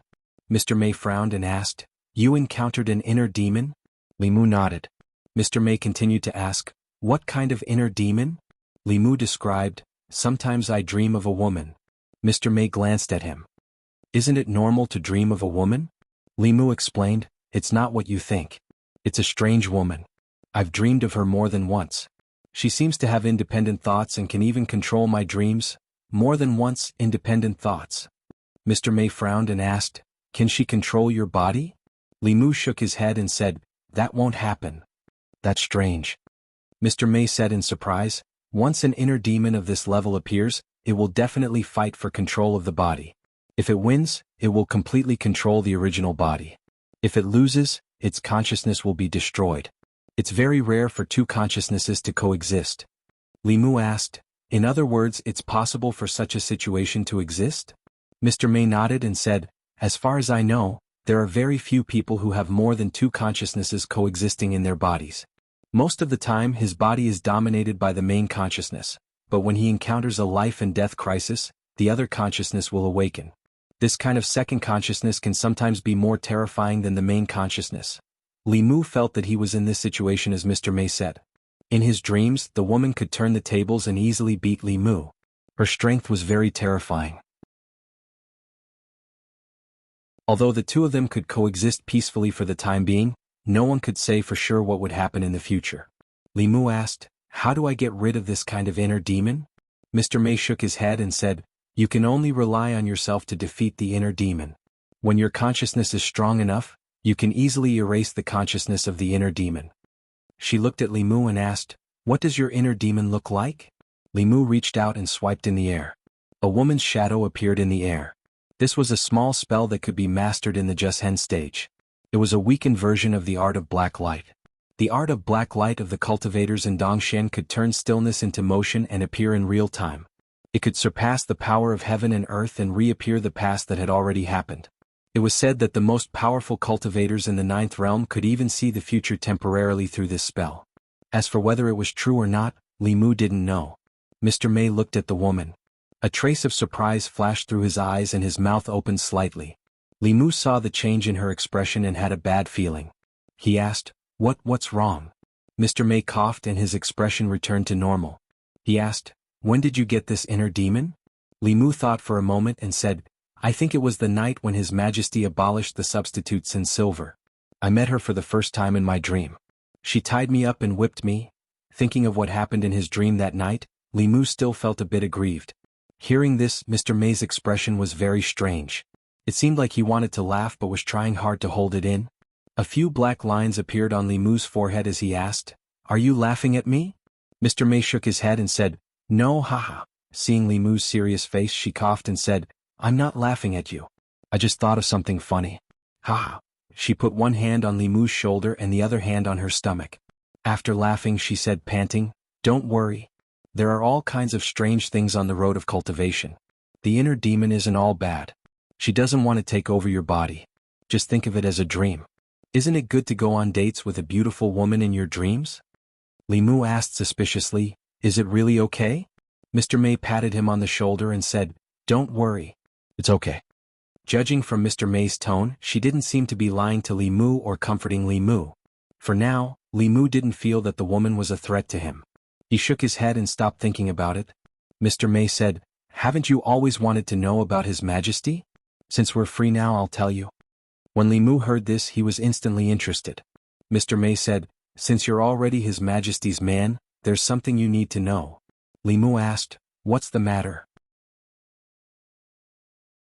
Mr. May said, "People say that His Majesty stole the Emperor's chi from the ancestral temple and used it to transcend and take over the world.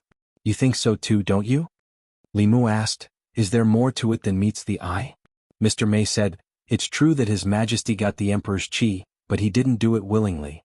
When he married the former crown prince, became the Empress and obtained the Emperor's chi, it was all part of the Zhou family's scheme." Li Mu really didn't know that there was such an inside story. He continued to listen to Mr. May. "The Emperor's chi is condensed from the psyche power of the people of the Great Zhou. The 36 counties of the Great Zhou collect the psyche power of the people through the ancestral temple and gather it in the ancestral temple. It will gradually nurture a strand of Emperor's chi. Obtaining this Emperor's chi can allow mortals to transcend. In the past, it would be passed to the Emperor to ensure the continuation of the Great Zhou dynasty. There were shortcuts to cultivation. Some shortcuts could even allow one to reach the sky in one step. Xiao Yu, with the body of a mortal, was able to move heaven and earth and advance 5 realms in a row. The methods of the royal family of the Great Zhou were obviously more brilliant. They used the psyche power of hundreds of millions of people to cultivate, so that there would always be a powerhouse of the upper realm in the royal family to ensure the continuation of imperial power. However, during the last change of imperial power, this strand of Emperor's chi was obtained by an outsider, causing the Xiao royal family to lose their opportunity. It was no wonder that Her Majesty could succeed the throne so smoothly. After Emperor Wen, the Great Zhou showed signs of decline. The people's sentiment decreased year by year. The last strand of Emperor's chi was formed after 2 generations of emperors. In other words, the Xiao royal family had not produced a powerhouse of the upper realm for decades. The cultivation of the previous 2 emperors stopped at Dongxian. If there was no powerhouse to guard the country, they would not be able to intimidate the surrounding countries, not to mention the Yao nation and the Ghost realm. Even if the Xiao clan was unwilling, they could only temporarily let the empress succeed the throne. It was precisely because the Zhou family understood this that they were able to take advantage of the Xiao clan. Mr. May looked at Li Mu and said, "You are one of Her Majesty's people. I don't want you to misunderstand Her Majesty like others." Li Mu nodded and said solemnly, "I understand." Mr. May asked, "Besides these, do you have anything else you want to ask?" Li Mu thought for a while and asked, "It is said that the former crown prince likes men and that he and Her Majesty are only husband and wife on the surface. Is that true?"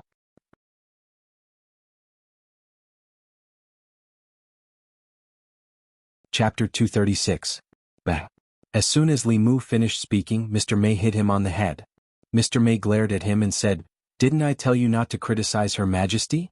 If other internal guards heard you, you would be hung up and beaten." Li Mu rubbed his head and said, "Isn't it right in front of you?" Mr. May snorted and said, "Not even in front of me." Li Mu shook his head and said, Okay, I won't ask any more." Gossiping was human nature. The higher a person's status was, the more people would gossip about them. Not only Li Mu, but many people in Luoyang were gossiping about this. "Okay, I've delivered Her Majesty's reward. I'm going back to the palace."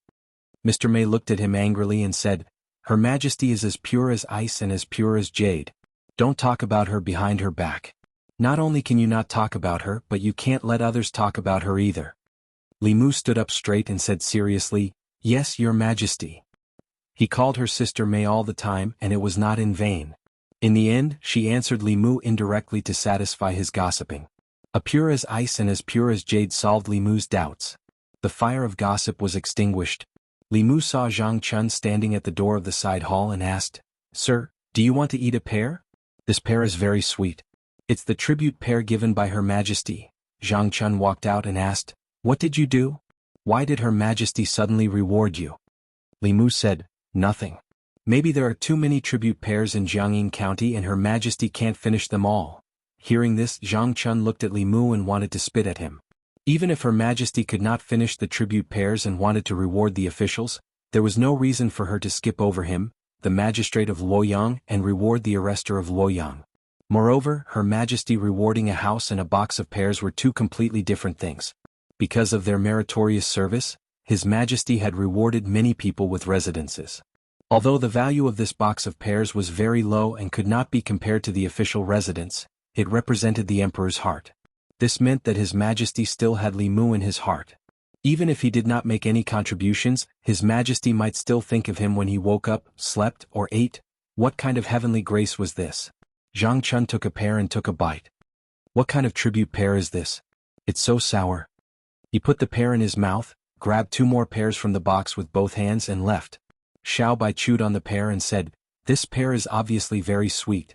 It's not sour at all." Li Mu, maybe he just happened to pick a sour one. He waved his hand at Wang Wu at the door and said, "These are the tribute pears bestowed by His Majesty. Take them and distribute them among your brothers." It was just a box of tribute pears, but it was a sharp weapon to win people's hearts. Taking advantage of this opportunity, he could win over a wave of people's hearts for himself and Her Majesty. Mr. Mei was right. Many people criticized the process of the Empress seizing the throne. Even most of the officials in Great Zhou did not like to see a woman become the Empress. Li Mu said to the people who had been summoned by Wang Wu, "After eating, go out and patrol. If you find any illegal behavior that you can't handle, come to me." The constables each took a pear and said to Li Mu, "Thank you, boss." Li Mu waved his hand. "This is a reward from Her Majesty. If you want to thank someone, thank Her Majesty." Imperial Palace. Chengel Hall. In the void of the hall, there was a picture quietly flowing. The young female official snorted and said, "This person is rude to Her Majesty again. Why don't we take him to the internal guards and teach him a good lesson?" Mr. Mei came in from outside the hall. Seeing the scene of the Luoyang government and hearing the young female official's words, he already realized what had happened. He said, "Your Majesty, although Li Mu's words are a bit presumptuous, he is absolutely loyal to Your Majesty. He always protects Your Majesty and thinks that Your Majesty."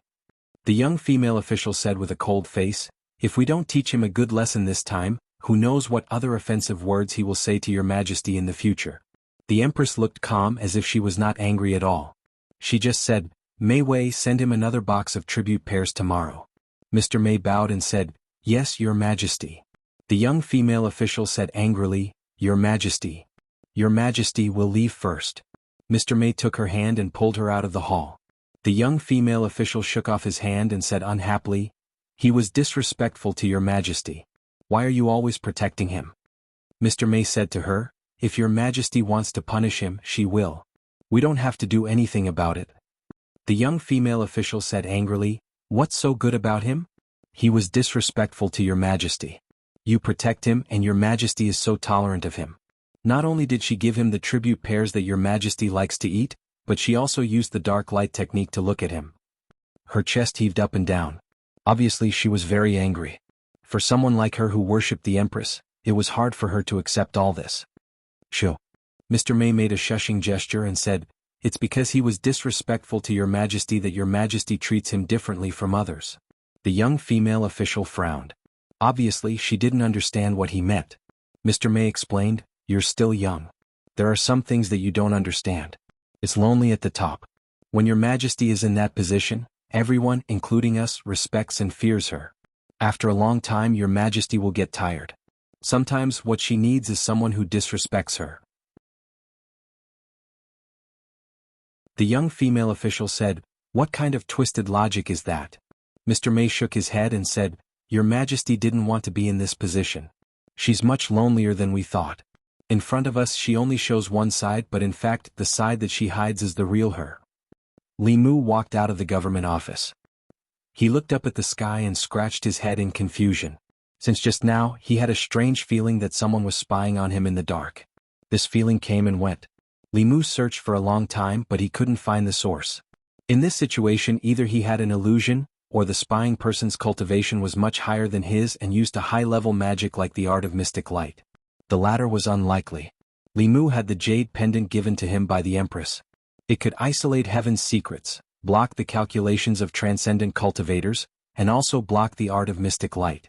After leaving the government office, this feeling disappeared completely. He patrolled the government office with Xiao Bai. At night, when he was sitting cross-legged on the bed to cultivate, sleepiness suddenly attacked him. Li Mu had experienced this feeling of sleepiness for no reason several times. He already knew what would happen next. Sure enough, after a mist appeared in front of him, the woman's figure appeared in front of Li Mu. She stretched out her hands and a whip appeared in her hands. It was a whip that Li Mu hadn't seen for a long time. Li Mu's eyelids twitched and his expression changed greatly. He immediately said, "What do you want?" The woman said indifferently, "Nothing, I just want to exchange pointers with you." "What exchange?" It was clearly a one-sided trampling.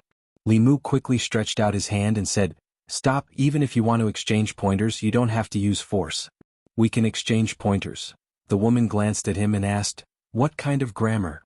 Li Mu thought for a moment and asked, "Do you know how to play Go?" The woman said, "I know a little about the rules." Li Mu closed his eyes and meditated. A stone table and 2 stone chairs appeared in front of them. A chessboard was carved on the stone table, and next to the chessboard was a chessboard. Li Mu picked up a black piece and placed it in the corner of the chessboard. He immediately said, "It's your turn." In the dream, Li Mu couldn't beat her. He could only make a prompt decision and make the decision for her. Although Li Mu's Go skills weren't high, it was still easy for him to beat a rookie who knew a little about the rules. The woman glanced at Li Mu, picked up the white piece and placed it in another place. Li Mu sighed in relief. He suspected that today was a special day for her every month. Fortunately, he was quick-witted and made a prompt decision to avoid being trampled on by her. After a moment, the woman placed a single word and said to Li Mu, "You lost." Li Mu stared blankly at the chessboard. Only then did he realize that what she said about knowing a little about the rules and what he understood were not the same at all. The woman looked at him and shook her head. "It's boring to exchange pointers. Let's exchange pointers." "Wait." Li Mu stretched out his hand again and said, "1 game doesn't mean anything. We'll win 2 out of 3 games?" He closed his eyes and concentrated. The chessboard on the table suddenly changed, and the boundary between Chu and Han appeared. The woman looked at the strange chessboard and asked, "What is this?" "Chinese chess." There was no such thing as Chinese chess in this world. Li Mu smiled and said, "If you don't know how, I can teach you." The woman learned very quickly. Li Mu only explained the rules of Chinese chess to her once, and she was already able to move. Of course, after 20 moves she lost to Li Mu. Li Mu sighed in relief and clasped his fist. "Thank you for letting me win." "I admit it." The woman didn't even raise her head. She rearranged the pieces and said, "Again." Although it was a bit shameless to attack her weakness with his strength, Li Mu could only be shameless once in order to not be trampled on. This time the woman played very slowly. After 30 moves Li Mu frowned. He didn't expect her to learn so quickly. If this continued he was afraid that he would lose this game. He picked up a chess piece, thought for a moment and ate one of her pieces. The woman looked at him and asked, "Why can your pawn take 2 moves?" Li Mu explained, "You don't know, right? This pawn is an elite. It can take 2 moves." The woman didn't say anything and continued playing. Li Mu picked up a chess piece and ate another one of her pieces. The woman frowned. "Why does your horse move, but not son?" Li Mu explained, "This is only a fine horse. It can move, The woman didn't say anything and moved the chess piece again. Li Mu's carriage turned and ate her piece. She looked up at Li Mu and asked, "Why doesn't your carriage go in a straight line?" Li Mu smiled and asked, "Isn't it common knowledge that a carriage can turn?" The woman was silent for a moment. She stretched out her hand and the whip appeared again. She stood up and looked at Li Mu. "Show your weapon."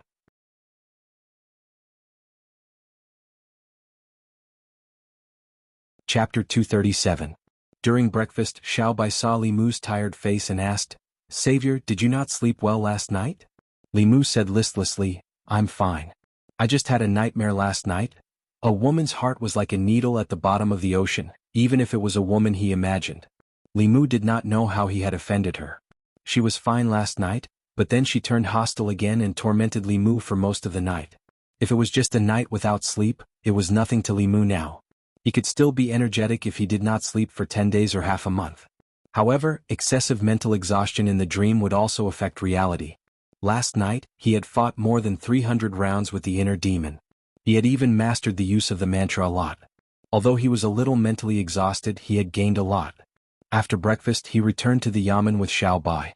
Li Mu learned from Wang Wu that the Empress had sent another box of tribute pears early in the morning. Li Mu was a little confused. How did the Empress know that he liked pears? He was actually a little reluctant to share the tribute pears with everyone yesterday. He did not need to share this box of pears with them. He and Xiao Bai would take it home to eat at night. After that, he returned to his room, changed into his official uniform, and went out to patrol while collecting psychokinesis.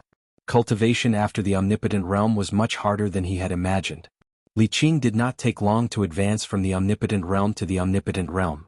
Although her talent was not as good as Li Mu's, she had already built a solid foundation after more than 10 years of accumulation. Li Mu adjusted his train of thought. After experiencing the rapid advancement, he was indeed a little impatient for success during this period of time. Although there were shortcuts in cultivation, pursuing them too much would also create hidden dangers for oneself. If Li Mu's mana was cultivated step by step like Li Qing, the inner demon would not have a chance to invade at all. He felt that his cultivation was slow, but it was actually only compared to before. In reality, to be able to enter the third realm of cultivation at such a young age was definitely not slow. Moreover, he had not been cultivating for long. Most cultivators would cultivate their entire lives and only reach the omnipotent realm. Li Mu originally wanted Xiao Bai to stay in the yamen to cultivate, but she had to follow Li Mu on patrol. Li Mu did not know whether she simply wanted to stick to him or to be Lu Hanyan's spy. She wanted to follow Li Mu and keep an eye on him so that he did not flirt with other women. Li Mu had always been strictly abiding by Lu Hanyan's promise. In the 2 months in the Immortals' capital, apart from Xiao, Mr. Mei do not count. Although plum blossoms were flowers, Mr. Mei did not count. If she were a few years older, she would be old enough to be Li Mu's mother. After leaving the yamen, Li Mu walked along the main street, patrolling the area. The Immortals' capital was divided into districts called markets by the crisscrossing streets. So far, Li Mu had only been to less than 30% of the markets. There was no strict distinction between markets. Each market was both a residential area and a commercial area. In a market, residential, living, and entertainment functions were available. It could satisfy the daily needs of most people.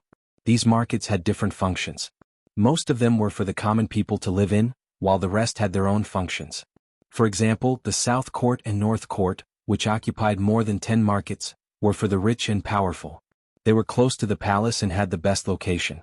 The scenery was beautiful and the environment was quiet. There were also some high-end markets that were for the entertainment of the rich and powerful. Ordinary people could not afford them. Some high-end brothels, music halls, dance halls, and restaurants would only appear in these markets. Different from other markets, the brothels here wouldn't have brothels and girls standing at the entrance to solicit customers. When the customers entered, they wouldn't get straight to the point. They would usually talk about life and dreams first, which would take a longer time and cost more money. As for music halls and dance halls, they were places where the cultured gathered.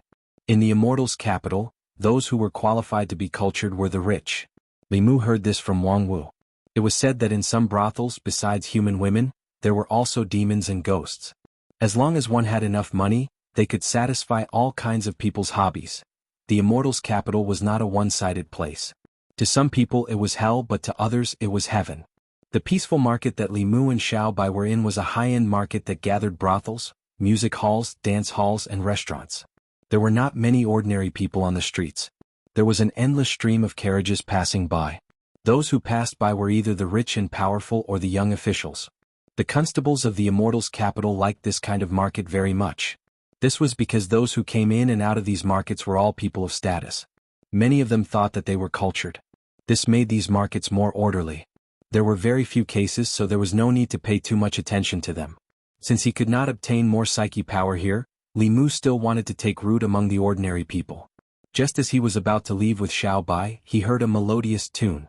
Li Mu stopped and stood on the street, listening carefully. This was not the first time Li Mu had heard this tune. When he was in the northern region, Lu Hanyan often played it for him. When he heard this tune, Li Mu began to miss her. Xiaobai hugged her sword and listened for a while. She said, Sister Lu played this tune before. Li Mu looked in the direction of the music.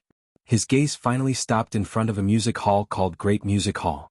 Li Mu had heard this name many times from Lu Hanyan. When she was young, she was sold to a music hall by her parents. The name of the music hall was Great Music Hall. That was where she and Wanwan grew up. They had lived there for more than 10 years. Standing in front of the Great Music Hall, Li Mu suddenly wanted to go in and see the place where they used to live. He walked into the music hall. A beautiful girl came up to him and asked, "Do you want to listen to music?" Li Mu asked, "How many great music halls are there in the Immortals' capital?" The girl was stunned for a moment. Then she said, "Only one." There was only one great music hall in the Immortals' capital. Li Mu and Xiaobai could not be wrong. He smiled at the girl and said, "Let's listen to music." The girl smiled and asked, "Do you have a musician you like? Would you like a musician to play for you in the private room or in the hall with the other guests?"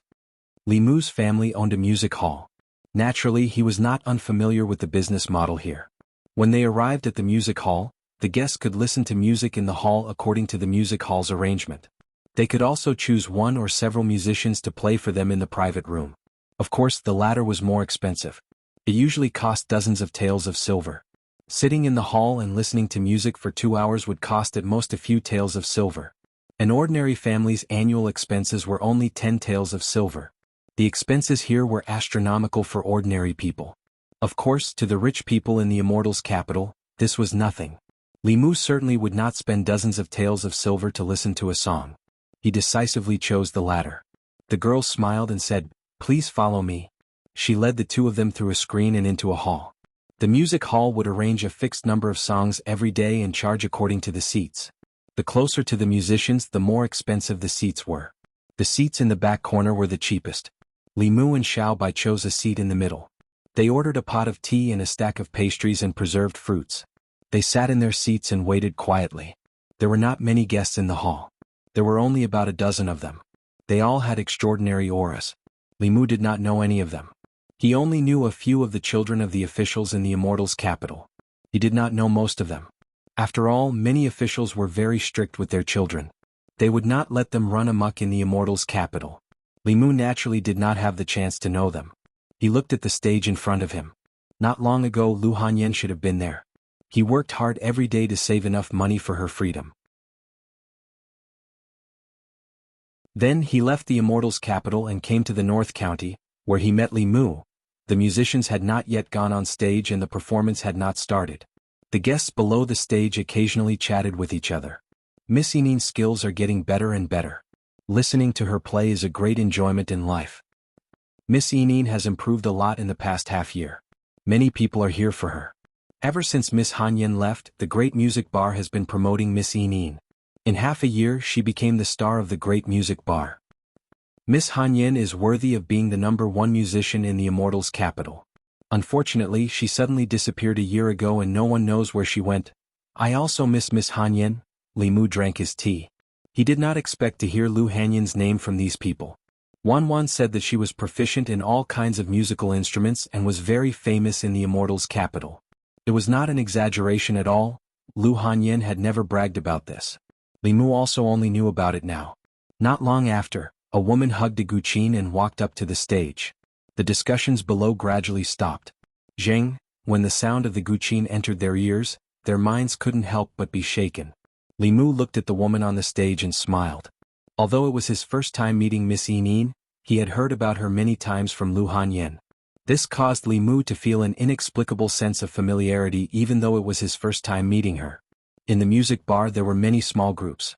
Yining and Lu Hanyan were close like sisters. Li Mu looked at her as if she was his sister-in-law. After the song ended, the woman on the stage stood up and bowed to the guests below. She said gently, "Thank you for coming." Yining will take her leave. She walked down the stage and was about to leave with her Guqin. A young man sitting in the front row suddenly stood up and said, "Miss Yining, I am from the 100 Rivers Academy. I have admired you for a long time. I hope you can give me a chance." Yining hugged her Guqin and took 2 steps back. She apologized, "Young master, I am sorry. Yining's status is lowly. I am not worthy of you," the young man said. "I am not marrying you as my wife. You can be my concubine." Yining shook her head and said, I am sorry. Yining has no plans to marry. The young man took a step forward and said, What's so good about playing for others here? If you follow me you will enjoy endless glory and wealth. Do you still need to suffer like this? Yining took 2 steps back and said hurriedly, I like this place very much. I have no intention of leaving. A trace of anger appeared on the young man's face. He reached out and wanted to grab her wrist, but his shoulder was pressed down from behind. Li Mu used a little force and the young man was pulled behind him. The young man said angrily, What are you doing? Li Mu asked back, What are you doing in broad daylight? Li Mu's official uniform still had some effect. The young man said, I am pursuing Miss Yining. What? Is this against the law? Li Mu said, It is not against the law to pursue a girl. But if you force her when she is unwilling, it is different. The young man frowned. Just as he was about to say something, someone ran over to him and whispered something in his ear. The young man's face changed. He glanced at Li Mu but didn't say anything and hurriedly left. Although he was in the academy, he had heard of the name Li Mu before. This was a complete lunatic who was not afraid of anything. Although he was not afraid of the constables of the Luoyang government, he did not want to provoke a lunatic. After the young man left, Miss Yining was relieved. She put down her guqin and bowed to Li Mu. She said gratefully, Thank you for helping me out. It is my duty to protect the people of Luoyang. Li Mu smiled and looked at her. Moreover, Hanyin's friends are my friends. If you encounter any problems in the future, you can come to the Luoyang government to find me. Although Lu Hanyin said that he was not allowed to fool around in Luoyang, standing up for her good sister could not be considered as fooling around. Moreover, as a constable, Li Mu had the duty to protect the people of Luoyang. Hearing Lu Hanyin's name, Miss Yining was stunned. Then she looked up at Li Mu and asked in surprise, Sir, do you know Sister Lu? Where is she now? Is she okay? Li Mu said, She and Wanwan are in the North County. They are both fine. Hearing Wanwan's name, Yining did not have any doubts that the person in front of her knew Lu Hanyin. Her expression was a bit agitated and angry. She said, She left without even saying goodbye. How can she be a good sister? Lu Hanyin had mentioned this to Li Mu. Although her experience in the music house was a bit bumpy, she had made a few good friends in the past 10 years. She did not want to face the scene of parting. After redeeming herself, she left quietly with Wanwan without telling anyone. From Miss Yining's reaction, the feelings between them should be sincere. Hearing Lu Hanyin's news, Yining was clearly a little agitated. Tears welled up in the corners of her eyes. She wiped her eyes and said, They left without saying anything. They made me worry for so long. They're 2 weak women. What if they encounter bad people? Li Mu's lips curled up. The 2 of them were no longer weak women. One had a purine body and the other had natural spirit eyes. They had countless treasures on them. Bad people were probably more afraid of meeting them. After a while, Yining looked up at Li Mu and asked curiously, Sir, how do you know Sister Hanyin? Li Mu explained, I was transferred from the North County to the Divine Capital a month ago. Before that, I was with Hanyin and Wanwan in the North County. From his words, it seemed that he was very close to Sister Lu and Wanwan. Yining looked at Li Mu and asked curiously, May I ask what is the relationship between Sir and Sister Hanyin? Li Mu smiled and said, She is my fiancée. Yining exclaimed and covered her mouth. Her eyes were filled with surprise and shock. After she came back to her senses, she did not even care about her zither and quickly ran backstage. In the hall, there were still some guests who had not left. When they heard the conversation between the 2, most of them were stunned. No way Miss Hanyin is his fiancée? How is that possible? He must be talking nonsense. Is he worthy of Lady Lu? A toad lusting after a swan's flesh. You look so what if you're pretty? Is Miss Lu such a superficial person? Li Mu heard a clamor. These people looked at him with unkind eyes and there was a sour smell in the air. Soon there were messy footsteps from backstage. Yining ran out with a few girls. Where is Sister Hanyin's husband? Hey, don't push me. Let me see first. A few girls ran out from backstage and surrounded Li Mu. They sized him up from head to toe. He looks okay. He is worthy of Sister Hanyin. But he is a little young. He is at least 3 years younger than Sister Hanyin. Hey, a woman 3 years older than you. Age is not a problem. Yining coughed and said, Be careful. Don't be rude to brother-in-law. One of the girls looked at Li Mu and said in disbelief, Are you really Sister Hanyin's husband? Li Mu said, Not yet. The girl said, How can you prove it? Li Mu waved his hand and the images of Lu Hanyan and Wan Wan appeared in front of them. Our brother-in-law knows magic. It is Sister Hanyan and Wan Wan. Wan Wan, this little girl, why did her face become round again? Is brother-in-law a cultivator? No one dares to pester Sister Hanyan anymore. Li Mu's move completely shocked the girls and confirmed his identity. They immediately became well-behaved in front of Li Mu. Hello, brother-in-law. I am Miao Miao. I am Xin Xin. I am 16. Brother-in-law, just call me Little 7. Lu Hanyan had entered the music house very early. Some of the girls in the same batch as her had already left. Some of them had taken advantage of their youth to marry into rich families as concubines. Some had even become someone else's mistress. Her age and qualifications were very high in the music house. After coming to the music house, she had a few more sisters-in-law. Feeling their sincere feelings, Li Mu was also happy for Lu Hanyan. He smiled at the girls and said, Hanyan will come to the divine capital in about a year. You will be able to see her then. My name is Li Mu. I work in the divine capital. If you encounter any trouble, you can come to the divine capital to find me. Miao Miao's face was filled with doubt. She muttered, Li Mu?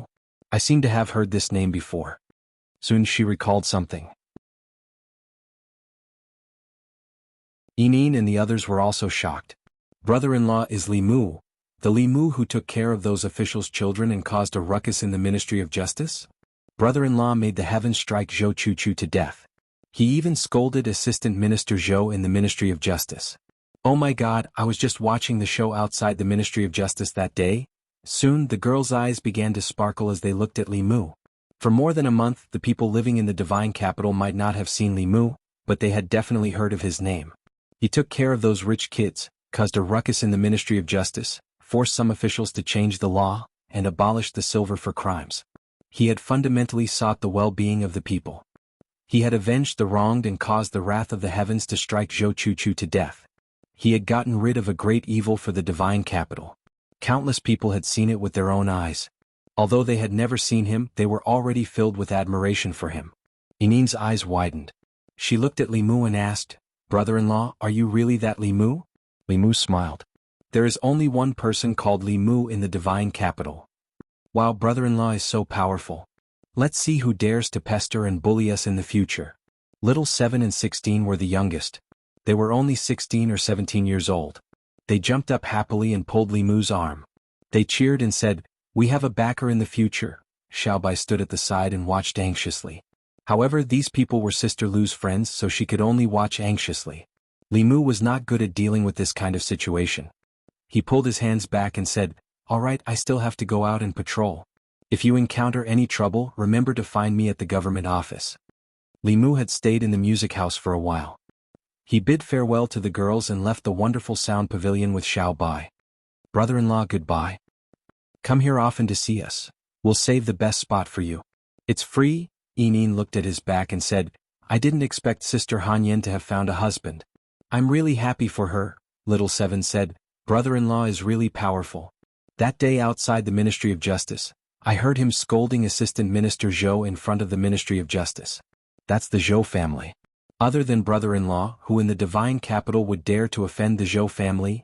16's face was filled with happiness. She said, Hee, it's good that brother-in-law is powerful. Let's see who dares to bully us in the future.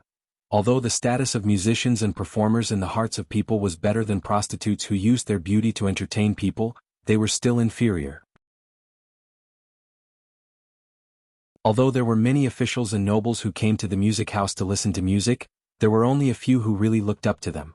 As musicians, it was common to be harassed when they went out to play. Among them, some guests would be polite and some guests would be overboard.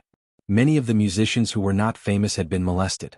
There were even musicians who were sullied by guests when they were playing for guests alone in the pavilion.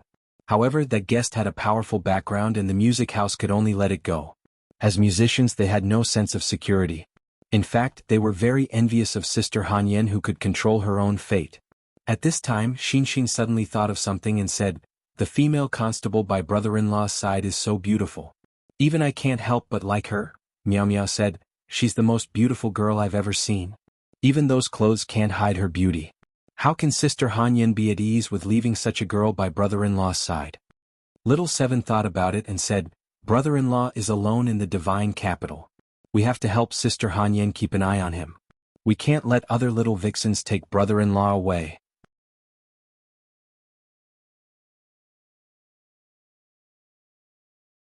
Chapter 238. Ever since he lost to Li Mu in a game of chess, the woman in his dream flew into a rage out of humiliation and ravaged him. She had not appeared for several days. Her time of appearance was very irregular, and her emotions were also very complicated and changeable. Sometimes she was calm and sometimes she was manic. This caused Li Mu to be alarmed even before he slept. However, this woman was not as scary as the description of the inner demon in the book. Even though Li Mu could not defeat her in his dream, his mastery of various Dao techniques and supernatural powers was becoming more and more refined. Mantras and abhijna could be improved gradually through daily practice. However, there was a limit to this improvement. When fighting with others, the situation could change in an instant.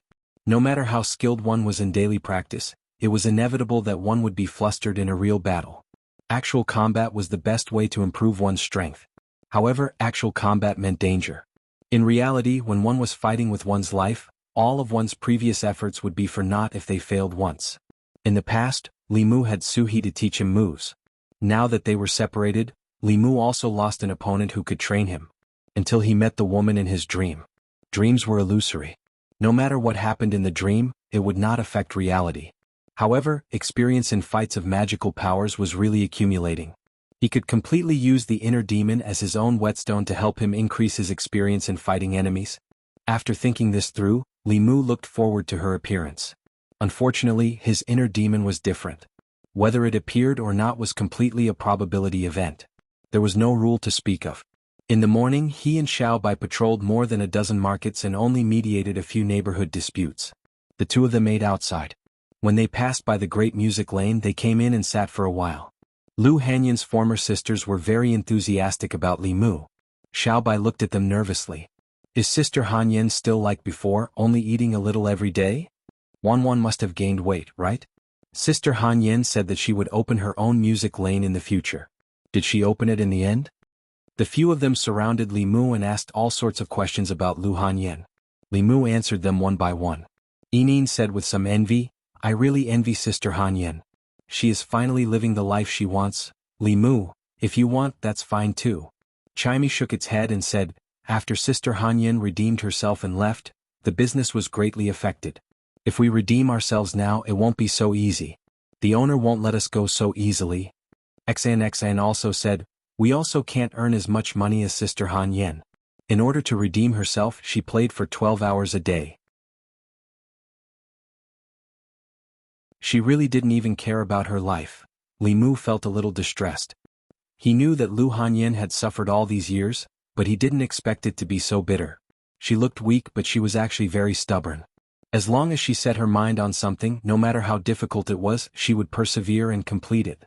And once she made a decision, very few people could make her change her mind. After a while, two figures came down from upstairs. The two girls said happily, we are going to play together later. Brother-in-law, do you want to stay and watch? Li Mu, no, I still have work to do. I will leave in a while. The two girls revealed a disappointed expression. Li Mu noticed that Little Seven's forehead was bruised. He asked, what happened to your forehead? Little Seven lowered her head and shook it. It's fine. Chimey and XNXIN's lips trembled, but they didn't say anything in the end. Li Mu sensed that something was amiss and asked, what happened?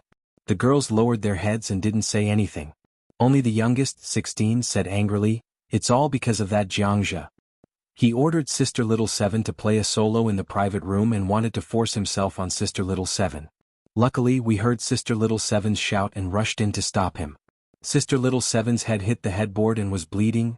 Li Mu asked, didn't you report it to the authorities? Chimey sighed. The owner reported it to the authorities. Then the Ministry of Justice came and took Jianghu away. We saw him walk out of the Ministry of Justice with our own eyes. The Ministry of Justice didn't dare to offend the academy. Li Mu frowned. Why didn't you come to me? 16 lowered her head and touched her fingertips. She whispered, Jianghu is a student of the academy. Sister Yinin said that we can't offend the academy. She didn't want us to cause trouble for brother-in-law. After coming to Luoyang, Li Mu was least afraid of trouble. On the contrary, he was afraid of no trouble at all. These days, the psychokinesis he obtained from the people had been decreasing day by day. He just needed to do something to bring him back to the people's sight. Li Mu's face darkened. He said, "How dare they protect such a villain? Come, follow me to the Ministry of Justice." Little Seven looked up at him and shook her head. "Forget it, brother-in-law. I'm fine." Li Mu said, "No, we can't just let this go. Otherwise people will bully you in the future." Chimey sighed and persuaded Li Mu. "We are of low status and have long been used to it. The Luoyang now is not the Luoyang of the past. They won't dare to go too far." Li Mu shook his head. "If I don't do anything while you are bullied, how am I going to explain it to Sister Lu? Don't be afraid. It's just the Ministry of Justice. With me here, justice will be served." Little Seven said, "Brother-in-law," Li Mu asked, "don't you trust me?"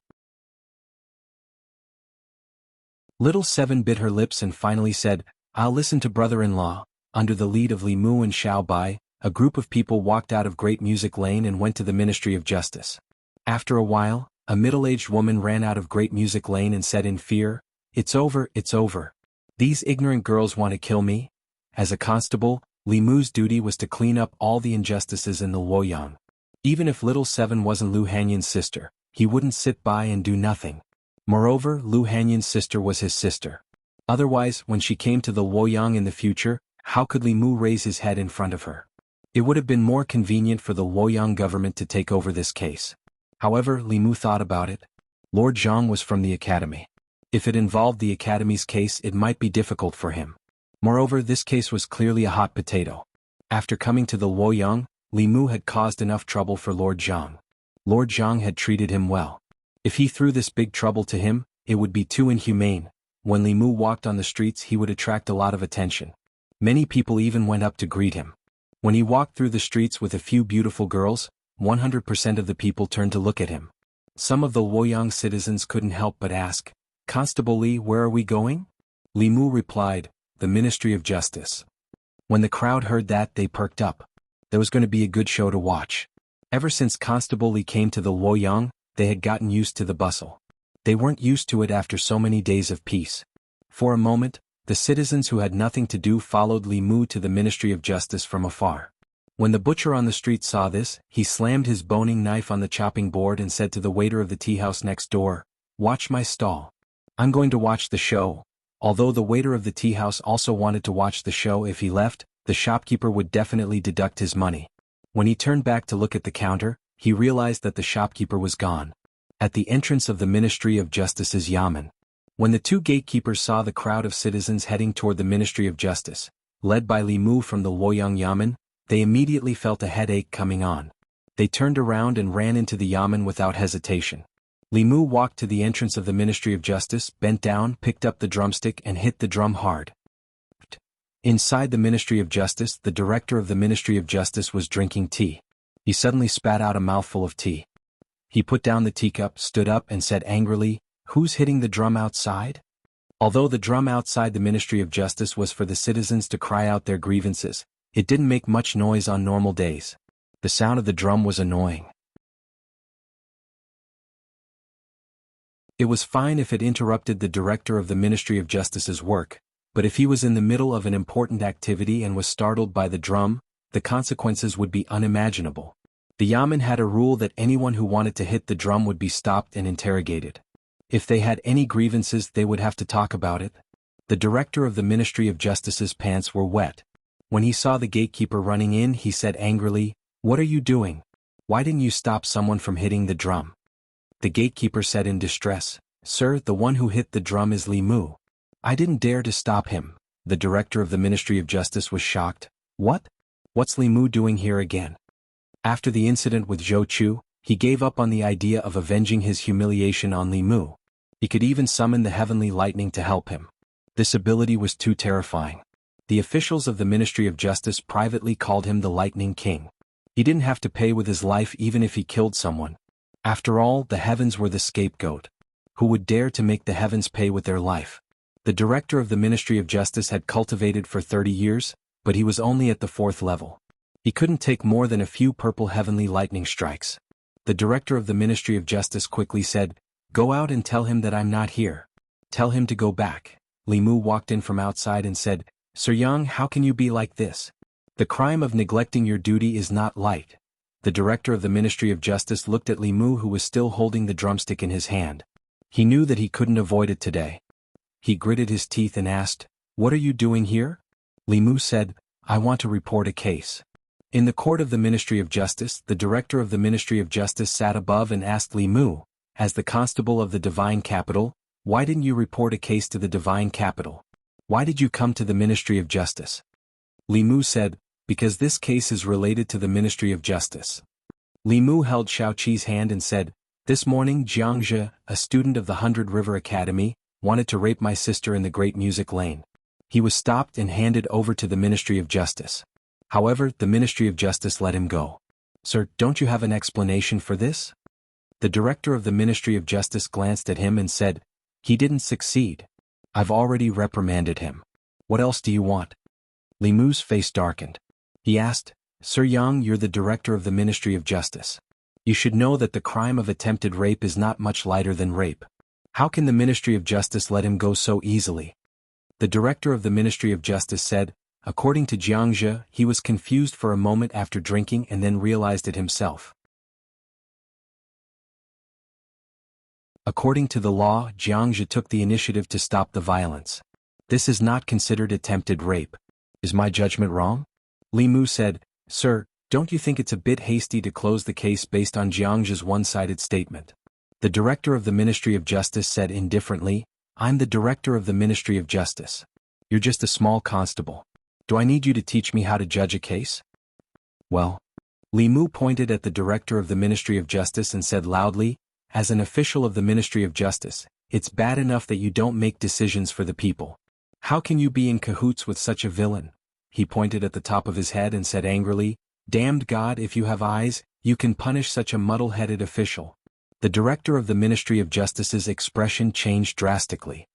He jumped down from the table and covered Li Mu's mouth. He said in horror, "Let's talk nicely. Constable Li, don't do this."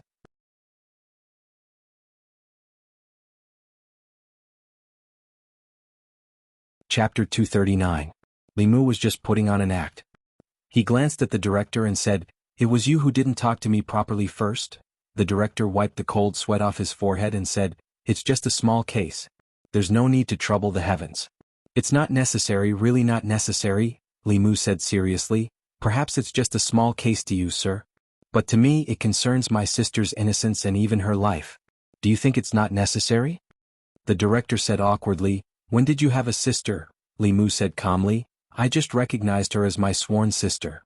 Let's talk about it slowly." The director pointed at a constable and said, "Bring a chair for Constable Li." After going through so many things, he completely understood. Li Mu did not purposely go against the old party. Today he dared to make a scene in the Ministry of Justice and offend the old party. Tomorrow he dared to offend the new party and strike the disciples of the Zhou family into pieces. He did not belong to any party or power. He was just a reckless young man who did not care about his life. He had no grudges with Li Mu in the past. It was just a small conflict. There was no need for him to risk his life. The constable brought a chair. After Li Mu sat down, the director said, "I was wrong just now. Don't take it to heart. Constable Li Jianghu is a student of the academy. The academy has a high status. Without the academy's permission, if the Ministry of Justice detained their student, I would not be able to withstand the pressure from the people, the imperial court and other parties." Li Mu asked, "Are you going to let such a villain go unpunished because you're worried about offending people?" The director thought for a while and suddenly said, "Luoyang Magistrate Zhang Chun is upright and outspoken. He is not afraid of the powerful. Why don't the Ministry of Justice send this case to the Luoyang government?" "You can do whatever you want," Li Mu said. "Since the Ministry of Justice has already made a judgment, I don't think it's a good idea to pass it on to the Luoyang government. If the files are messed up, wouldn't a simple case become more complicated?" The director of the Ministry of Justice sighed and said, "Your sister is only slightly injured. Why does Arrestor Li have to offend the academy? The academy is very protective of its own people and has many connections. There is no benefit in offending them." "I'm doing this for your own good." Little Seven tugged at Li Mu's sleeves and whispered, "Brother-in-law, forget it." Li Mu didn't want to let it go, but seeing that Little Seven was about to cry, he could only bring them back first. The director of the Ministry of Justice stood at the entrance of the Yamen and waved at Li Mu. "Constable Li, take care." After sending the god of plagues away, he walked back to the yamen and heaved a sigh of relief. Seeing the assistant minister of the Ministry of Justice standing in the courtyard, he bowed slightly and said, "Assistant Minister Zhou." Zhou Zhong asked, "How was it?" The director of the Ministry of Justice let out a long sigh and said, "I understand now. Arrestor Li is a person who can be persuaded by reason but not cowed by force. If you were to be tough with him, he would be tougher than you. Moreover, he is not afraid of anyone. Fortunately, he is not in the Ministry of Justice. Otherwise, the Ministry of Justice would be in chaos because of him." Zhou Zhong said, "I'm asking you, what do you think of Li Mu as a person?" The director of the Ministry of Justice thought for a while and said, "I used to think that he was arrogant and annoying. Now I think he is actually quite amazing.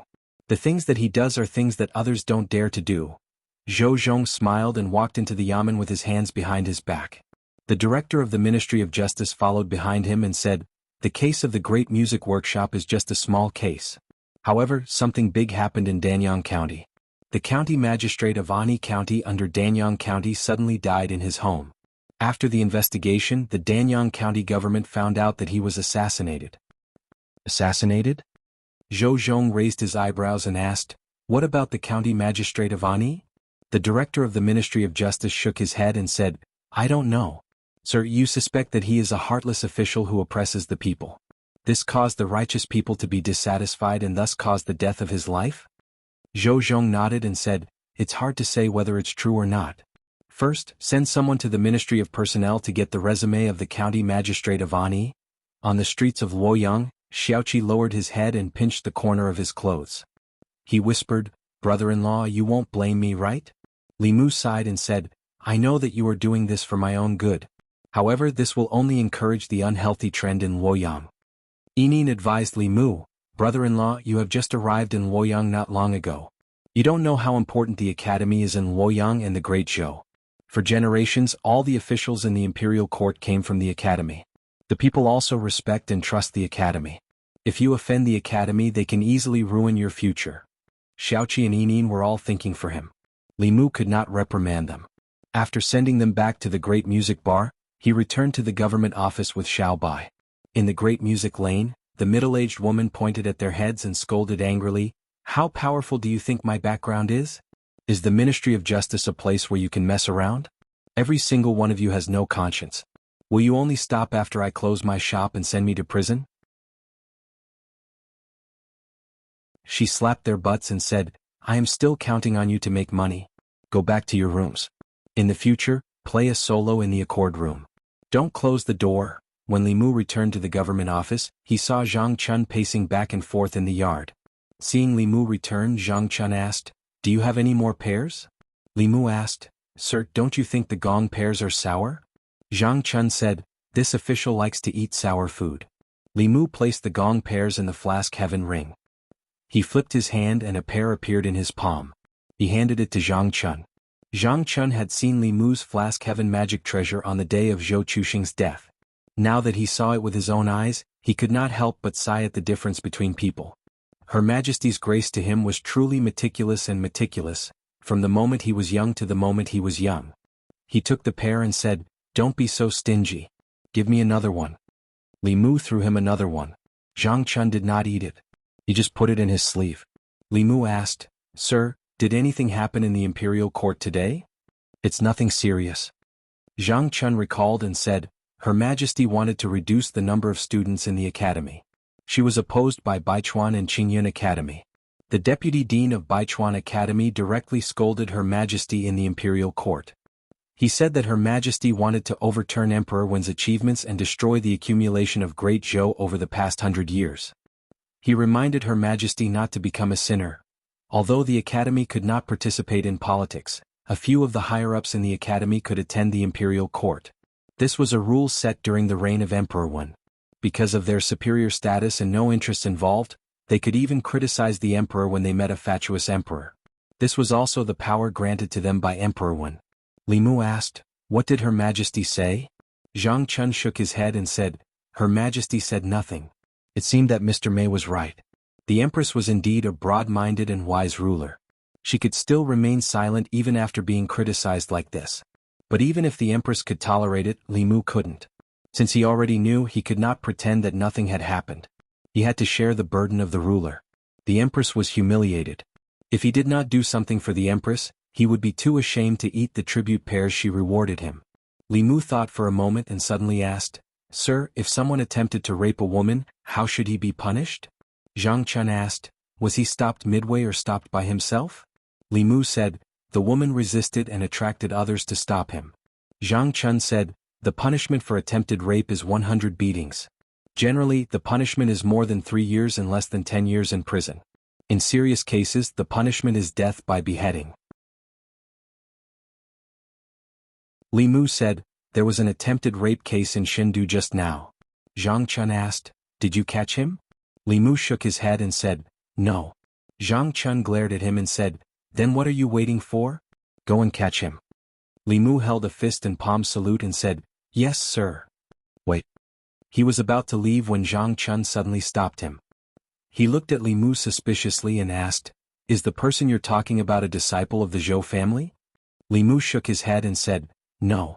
Zhang Chun touched his chin and said, "Then it's the Shao royal family." Li Mu shook his head again and said, "No." "Is he an influential person in Chengdu?" "No." "Is he a disciple of an official of the 4th rank or above?" "No." Zhang Chun finally breathed a sigh of relief and said, "What are you waiting for? Go and catch him. I hate criminals who rape women the most.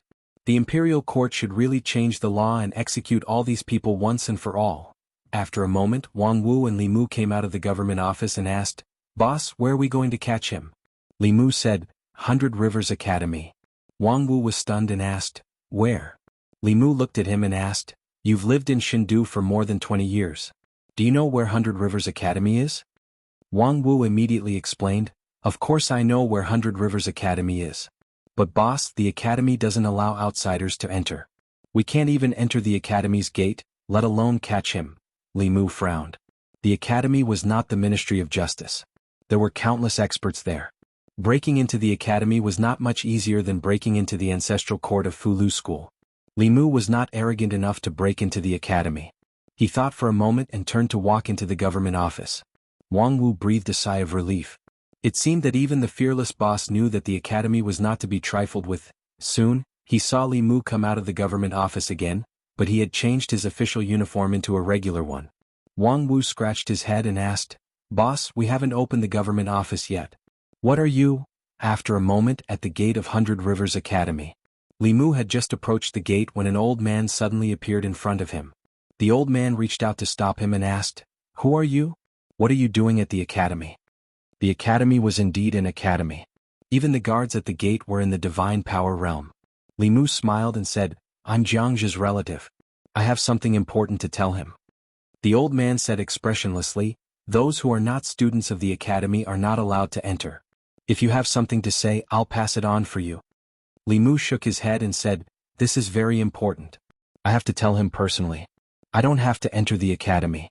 I just have to ask Jianghu to come out."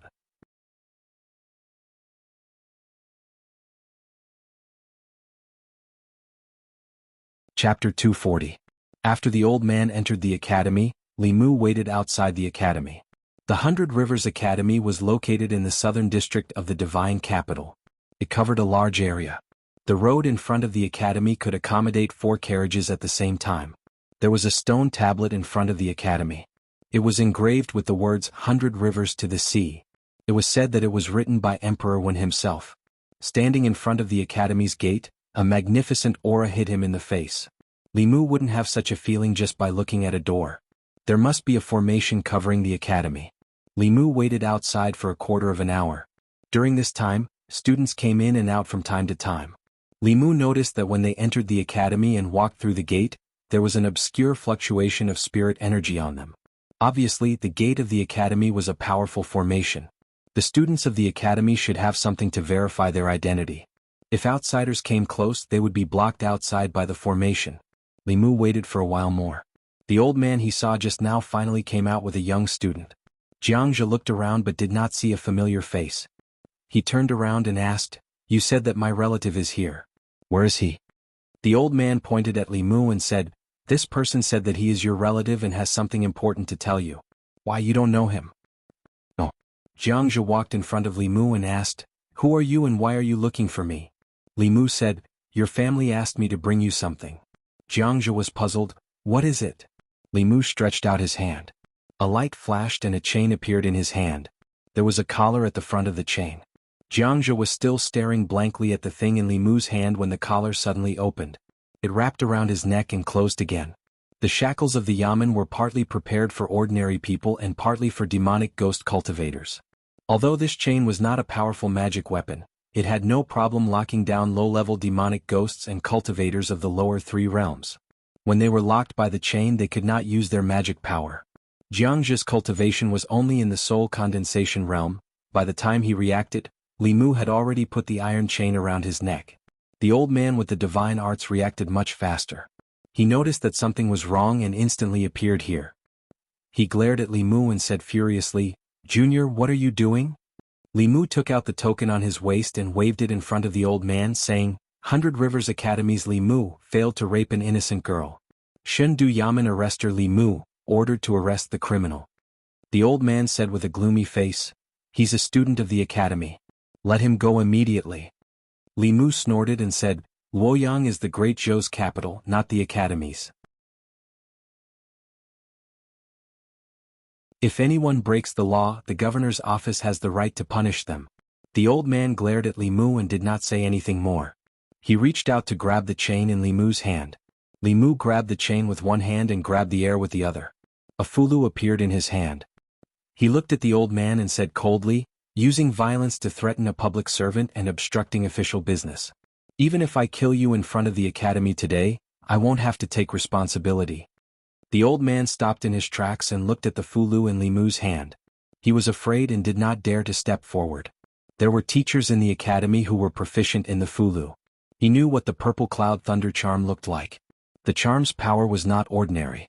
If he was hit by it, even if he did not die, he would lose half his life. Seeing the old man retreat, Li Mu dragged Jianghu with the iron chain and swaggered towards the yamen. Jianghu was dragged by Li Mu. His face was full of panic and he shouted, Save me! The old man gritted his teeth and went back into the academy. In a classroom in the academy, the gray-haired old man stopped teaching and frowned. What? You said Jianghu was taken away by the Luoyang Yamen? The old man said, he said Jianghu was related to a case and wanted to bring him back to the yamen for investigation. The gray-haired old man threw down the book and said angrily, How dare they? Since when did they have the right to interfere in the academy's matters? He waved his sleeves and said in a deep voice, Follow me to the Luoyang Yamen. The Baichuan Academy was not far from the yamen. Li Mu dragged Jianghu on the street and attracted many people's attention. Many people greeted Li Mu every day and were already familiar with him. They approached him and asked, Constable Li, what crime did this man commit? Li Mu said, Attempted rape of a woman. You have to take this as a warning and obey the law. That person quickly said, We won't do such a thing even if we're beaten to death. This guy is dressed like a dog, but I didn't expect him to be a beast. Another person said, Look at his clothes. He's definitely not from an ordinary family. I wonder which family he's from in Luoyang. He accidentally fell into Constable Li's hands again. There seemed to be 3 vertical blue ripples on the chest of his clothes. 3 blue ripples? Isn't that the symbol of the Baichuan Academy? Is he a student of the Baichuan Academy? Yes, he's a student of the Baichuan Academy. He's wearing the academy uniform. Li Mu dragged Jianghu away. The people were still talking behind them. The academy had a high status in the hearts of the people. It was a place that nurtured talents for the country. For more than 100 years, the academy students had contributed a lot to the great show. How can a student of the Baichuan Academy be a rapist? Do you think Constable Li caught the wrong person? The person caught by Constable Li can't be wrong. He provoked the old faction and killed Director Zhou. It's only been a few days. Why is Constable Li at odds with the academy again? What's wrong with the academy? If someone from the academy breaks the law, he has to be punished by the law. I'm worried that the academy will cover for him. The academy is a place that educates and cultivates talents for the country. How can it cover for a rapist? Your worries are unnecessary. How can there be such an academy? Li Mu brought Jianghu back to the government office. Zhang Chun had been waiting in the court for a long time. When he saw Jianghu, he was stunned and asked, This is the rapist? Li Mu nodded and said, That's him. Zhang Chun's face darkened. He said, He's well dressed. I didn't expect him to be a beast. After snorting coldly, a trace of doubt appeared on his face. He muttered, "Why do I find his clothes familiar? I think I've seen them somewhere before," Wang Wu reminded him. "This is the uniform of the Baichuan Academy." Zhang Chun suddenly understood and said, "I remember. When I was still in the Scroll Academy, the students of the Baichuan Academy wore this kind of clothes during the competition of the 4 academies. It turns out that he's from the Baichuan Academy." "The Baichuan Academy?" Zhang Chun stared at Li Mu with wide eyes and said angrily, "He's from the Baichuan Academy. Why didn't you tell me?" Li Mu said innocently, "Your Excellency didn't ask." Zhang Chun was speechless for a moment. He asked the dignitaries, the old party and the new party, but he didn't mention the academy. It was not that he didn't think of it, but he thought that even if Li Mu was bold, he should know the status of the academy in the hearts of the officials and the people. Even His Majesty had to respect the academy. Who did he think he was? Could he ride on His Majesty's back? Li Mu said, "Your Excellency, Zhang once said that everyone is equal in front of the law. Anyone who commits a crime must be punished by the law. Your Excellency has always been my role model. Do you think that the students of the academy are above the people and can get away with it if they commit a crime?" Zhang Chun's old face turned red. He coughed softly and said, "Of course I didn't mean that, but you should at least tell me in advance so that I can be mentally prepared." Li Mu said, "I thought that in your eyes, there are only law-abiding and law-breaking people. There is no distinction between the common people and the students of the academy." Zhang Chun sighed, "But," Li Mu asked, "don't you think so, Your Excellency?" Zhang Chun's expression turned serious. He said, "Of course I think so. Everyone is equal in front of the law. Even the students of the academy must be punished if they are punished." As soon as he finished speaking, several figures walked in from outside. The leader was a gray-haired old man. Behind him were several students who were also wearing the uniform of the 100 Rivers Academy. Jianghu looked at the old man with hope on his face. He shouted, "Sir, save me." Zhang Chun walked up to the old man and cupped his fists. He said, "I'm Zhang Chun of the Divine Capital. May I know who you are?" The old man in luxurious clothes said lightly, "My surname is Fang. I'm an instructor of the 100 Rivers Academy." Zhang Chun said, "So it's Sir Fang. I've heard so much about you." The old man in luxurious clothes went straight to the point. "May I know what crime my student has committed for you to detain him in the yamen, Sir Zhang?" Zhang Chun said, "This person attempted to rape a woman. Although he failed, he must be punished by the law." The old man in luxurious clothes said, "Jianghu is a student of the academy.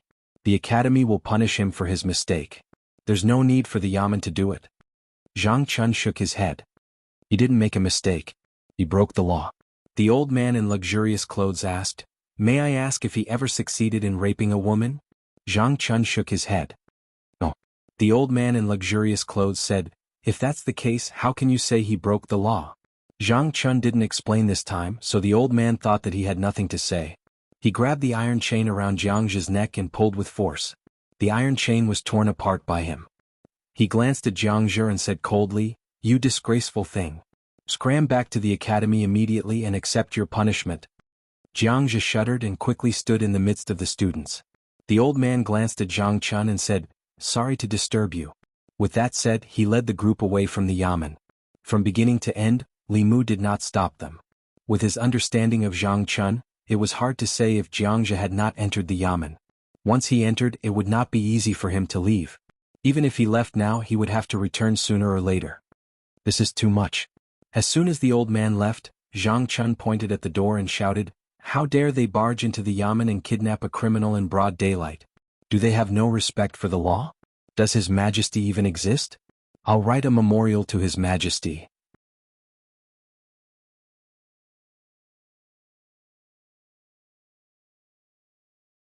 Chapter 241. The longer Li Mu knew Zhang Chun, the more he realized that Zhang Chun had many tricks up his sleeve despite his thick eyebrows and big eyes. If he insisted on not letting Jianghu go, the academy's instructor would not dare to snatch Jianghu from the yamen. The academy's status was superior, but it did not mean that its students were above the law. The instructor would only dare to take Jianghu away if he pretended to be afraid of the academy. When he took Jianghu away, he gave the yamen enough reason to do so. But by doing so, he would offend the Baichuan Academy.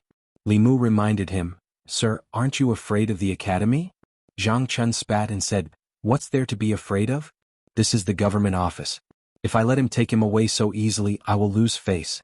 Where will the law and His Majesty's face be? Li Mu felt that Zhang Chun was going to throw caution to the wind. Lord Zhang, who used to be as timid as a mouse, had now become as hot-headed as Li Mu. What had he experienced? Outside the Luoyang Yamen, the people who were attracted saw the people from the academy barge into the Yamen and walk out after a while. Jianghu, who was handcuffed by Li Mu, was also in the crowd and could not help but be shocked. He's out just like that? Raping a woman is such a serious crime. He's out just like that? What else can he do? You know what kind of place the academy is and how many connections they have in the imperial court. Not to mention rape, even murder and arson. As long as the academy protects them, nothing will happen. The people could not understand what they saw with their own eyes. The academy had a high status in the hearts of the people. For 100 years, the academy had been sending talents to the imperial court. Most of the 36 counties in the Great Zhou, including the Luoyang, were governed by the academy's students. The academy had contributed greatly. The 4 major academies in the Luoyang were respected by the people, be it the instructors or the students. They only saw the academy's glory, but rarely saw this side of the academy. The Baichuan Academy. The old man in fine clothes who had returned to the academy looked at Jianghu and snorted. He said angrily, "Bastard." Jianghu hurriedly knelt down and said, "Teacher, this student was wrong. This student will never dare to do it again." The old man said, "This old man has saved you this time. If there's a next time, you'll have to fend for yourself." Jianghu repeatedly promised, "I won't dare to do it again. I won't dare to do it again." The old man coldly looked at him and said, "If you were a bit more diligent in your cultivation, you wouldn't have been so easily taken down by a Jushin officer. Don't go out to drink and have fun. Spend your time on cultivation. If you still can't reach the Jushin level in a year, then get the hell out of the academy." After the old man finished speaking, he flicked his sleeves and left.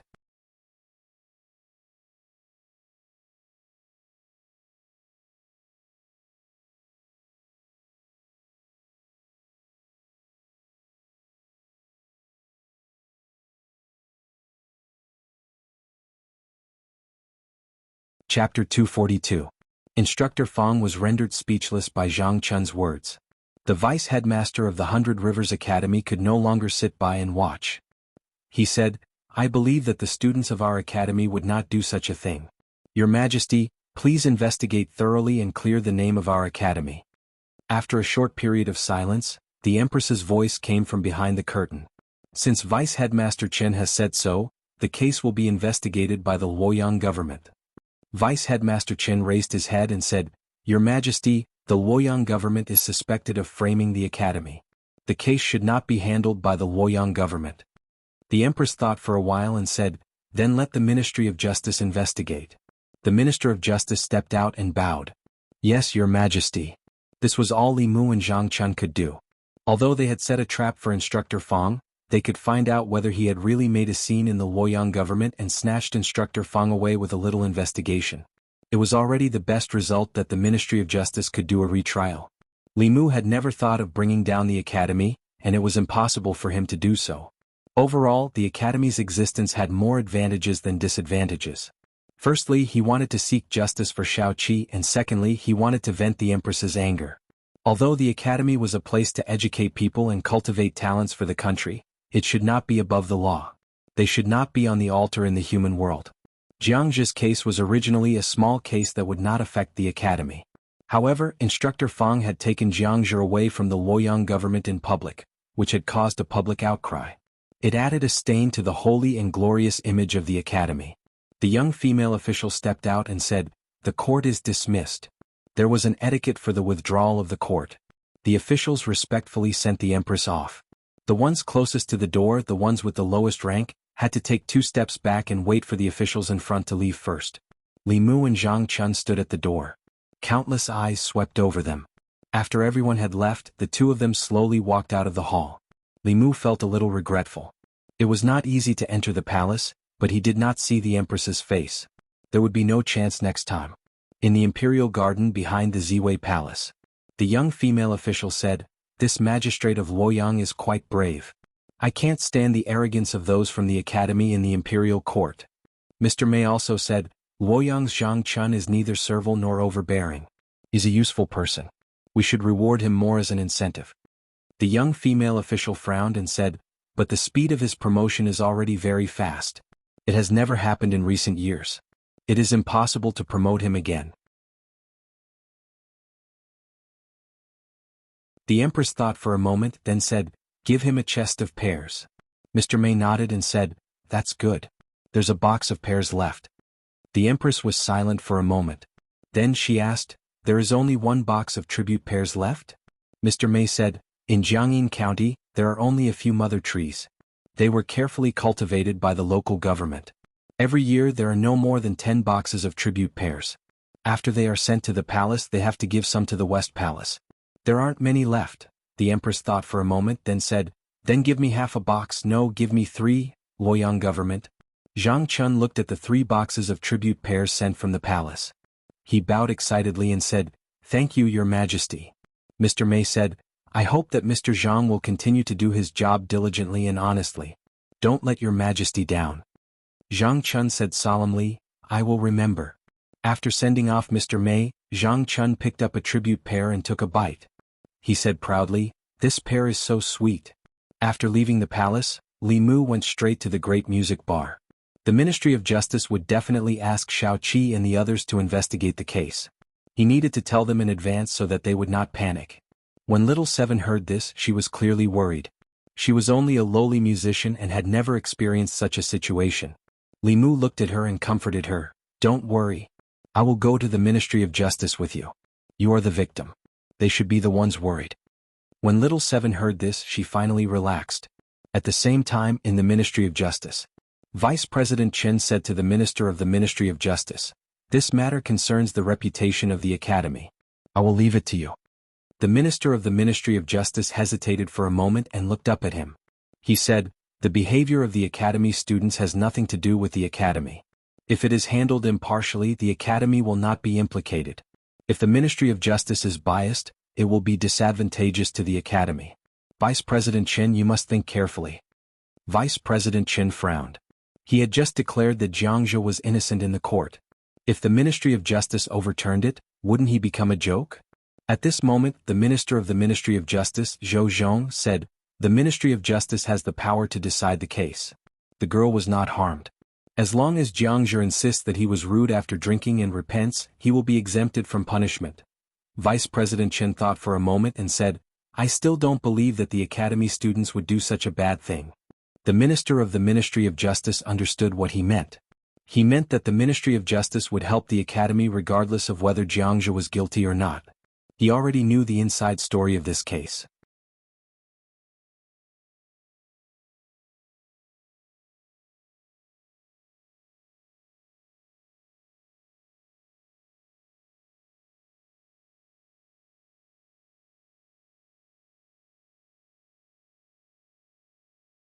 Chapter 243.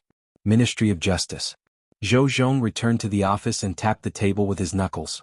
No one knew what he was thinking. The director of the Ministry of Justice knocked on the door and walked in. He put a file on the table in front of him and said, Assistant Minister, I went to the Ministry of Appointments and asked them to make a copy of County Magistrate and Yi's resume. It's here. Zhou Zhong looked forward and his mind seemed to be elsewhere. He asked, Is there a problem? The director of the Ministry of Justice said, this person's resume is an A in every 3 years. However, everyone knows what the Ministry of Appointments resume is about. It's too hard to use it to wipe someone's ass. There's no reference value. Even the county magistrate of Yangyang County can get an A in every year. This county magistrate in E was originally from the Ministry of Appointments. It's normal for the Ministry of Appointments to protect him. If you want to know how an E county is governed, you have to send someone to an E county to see for yourself. Ministry of Appointments? The director of the Ministry of Justice's words seemed to have touched Zhou Zhong. He opened the resume of county magistrate in E and glanced at it. His eyes narrowed slightly. Then he put down the resume and said, I'll send someone to handle this case. You don't have to worry about it anymore. Danyang County was far away and it was very troublesome to investigate in E County. The director of the Ministry of Justice didn't want to take care of this troublesome task. He was delighted and said, if that's the case, I'll take my leave first. He strode out of the office. Zhou Zhong looked at the resume of county magistrate in E for a long time. This resume from the Ministry of Appointments and a case file about the assassination of County Magistrate Anise slowly floated up from the table. Puff! A ball of fire suddenly appeared in the air. The resume and the case file were quickly swallowed by the fire. In an instant they disappeared without a trace. Not even ashes were left. Li Mu walked out of the Ministry of Justice. He was still angry. With his character, he wouldn't have said so much to the Assistant Minister of the Ministry of Justice. However, Zhou Zhong used to be a clear stream in Luoyang more than 10 years ago. The law reform he proposed was very advanced even now. Evil people would do evil. This was a fact that had never changed since ancient times. It was a pity and anger that a hero who slayed a dragon became an evil dragon. Li Mu was not Zhou Zhong, so he did not know why Jianghu had changed like this. However, the way the Ministry of Justice dealt with Jianghu was not entirely a bad thing. If the Ministry of Justice dealt with Jianghu fairly, the 100 Rivers Academy would inevitably lose some face. After all, it was shameful for a student of the academy to have such a scandal. This loss of face was negligible. Perhaps it would not be mentioned again in a few days. However, after Jianghu committed the crime, he was still able to get away with it under the protection of the academy. This matter would stir up even more public opinion among the people. It was inevitable that the people would look at the 100 Rivers Academy through colored glasses in the future. It had to be said that some people in the academy were used to being high and mighty. That was why they made such a stupid decision. Zhou Zhong wasn't helping the 100 Rivers Academy. He had solved a small problem for the 100 Rivers Academy, but he had also planted a big problem for them. Once the reputation of the academy collapsed, it would not be so easy to rebuild it. If Her Majesty could seize the opportunity, she might be able to change part of the situation in the imperial court. Li Mu felt that he was really worried about Her Majesty. As a lowly official with only a few taels of silver a month, he was worried about the Prime Minister. Outside the Ministry of Justice, the onlookers had not dispersed. A man came forward and asked, "Constable Li, why did Jianghu swagger out of the Ministry of Justice? Is he really not guilty?" Li Mu did not speak. He only sighed and said, "The Ministry of Justice has already declared Jianghu not guilty. Let's disperse." How could this be? Constable Li, is there any inside story? Isn't it obvious? Don't make things difficult for Constable Li. He has his own difficulties. Who dares to provoke the academy? Constable Li might even lose his position. Constable Li has done so much for us. We have to think for him. The people were very dissatisfied with Jianghu's ending. If there was no outside intervention, this dissatisfaction would reach its peak in a short period of time and then slowly fade away. Humans were forgetful. After a few days, if something new happened in Luoyang, these old things would be replaced and forgotten. Li Mu was still brooding over Zhou Zhong's matter. When he returned to the Yamen, he flipped open the law of Zhou and found the laws that Zhou Zhong had advocated. The more he read, the angrier he became. He had advocated the abolition of the silver law of substitution more than 10 years ago. Since the establishment of the Great Zhou, it had pursued the rule of etiquette. Under this rule, the aristocrats and officials enjoyed great privileges. Later, some emperors began to accept the idea of the rule of law, which led to the current situation of rule of etiquette and law. The silver law of substitution was actually to legalize the privileges of the privileged class. Zhou Zhong was resolutely opposed to this practice, thinking that it was an insult to the legal system.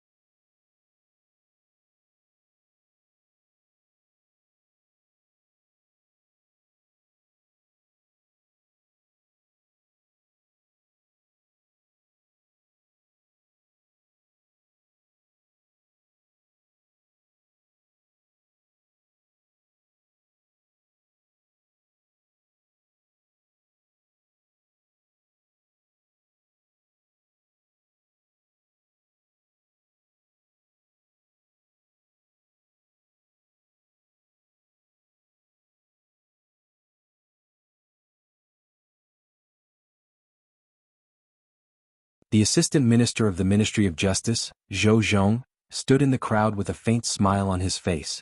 Li Mu was not aware of the situation in the hall. He had already left Ziwei Hall. Lady Mei and the Empress' personal maid led him to another hall. There was a table in the hall that was already filled with delicacies. Li Mu was startled and asked, "What is this?" Mr. Mei said, "His Majesty specially asked you to have lunch before you leave." After the morning court session, being able to enjoy lunch in the palace was a privilege that couldn't be any better. Li Mu did not refuse. He was already thirsty from all the saliva flying in the hall.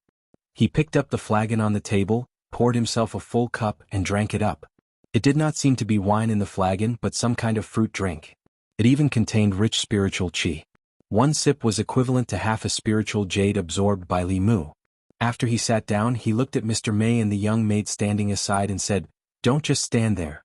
Sit down and eat with me." Mr. Mei shook his head and said, "You eat. This is a gift from His Majesty." Since they did not want to, Li Mu did not force them.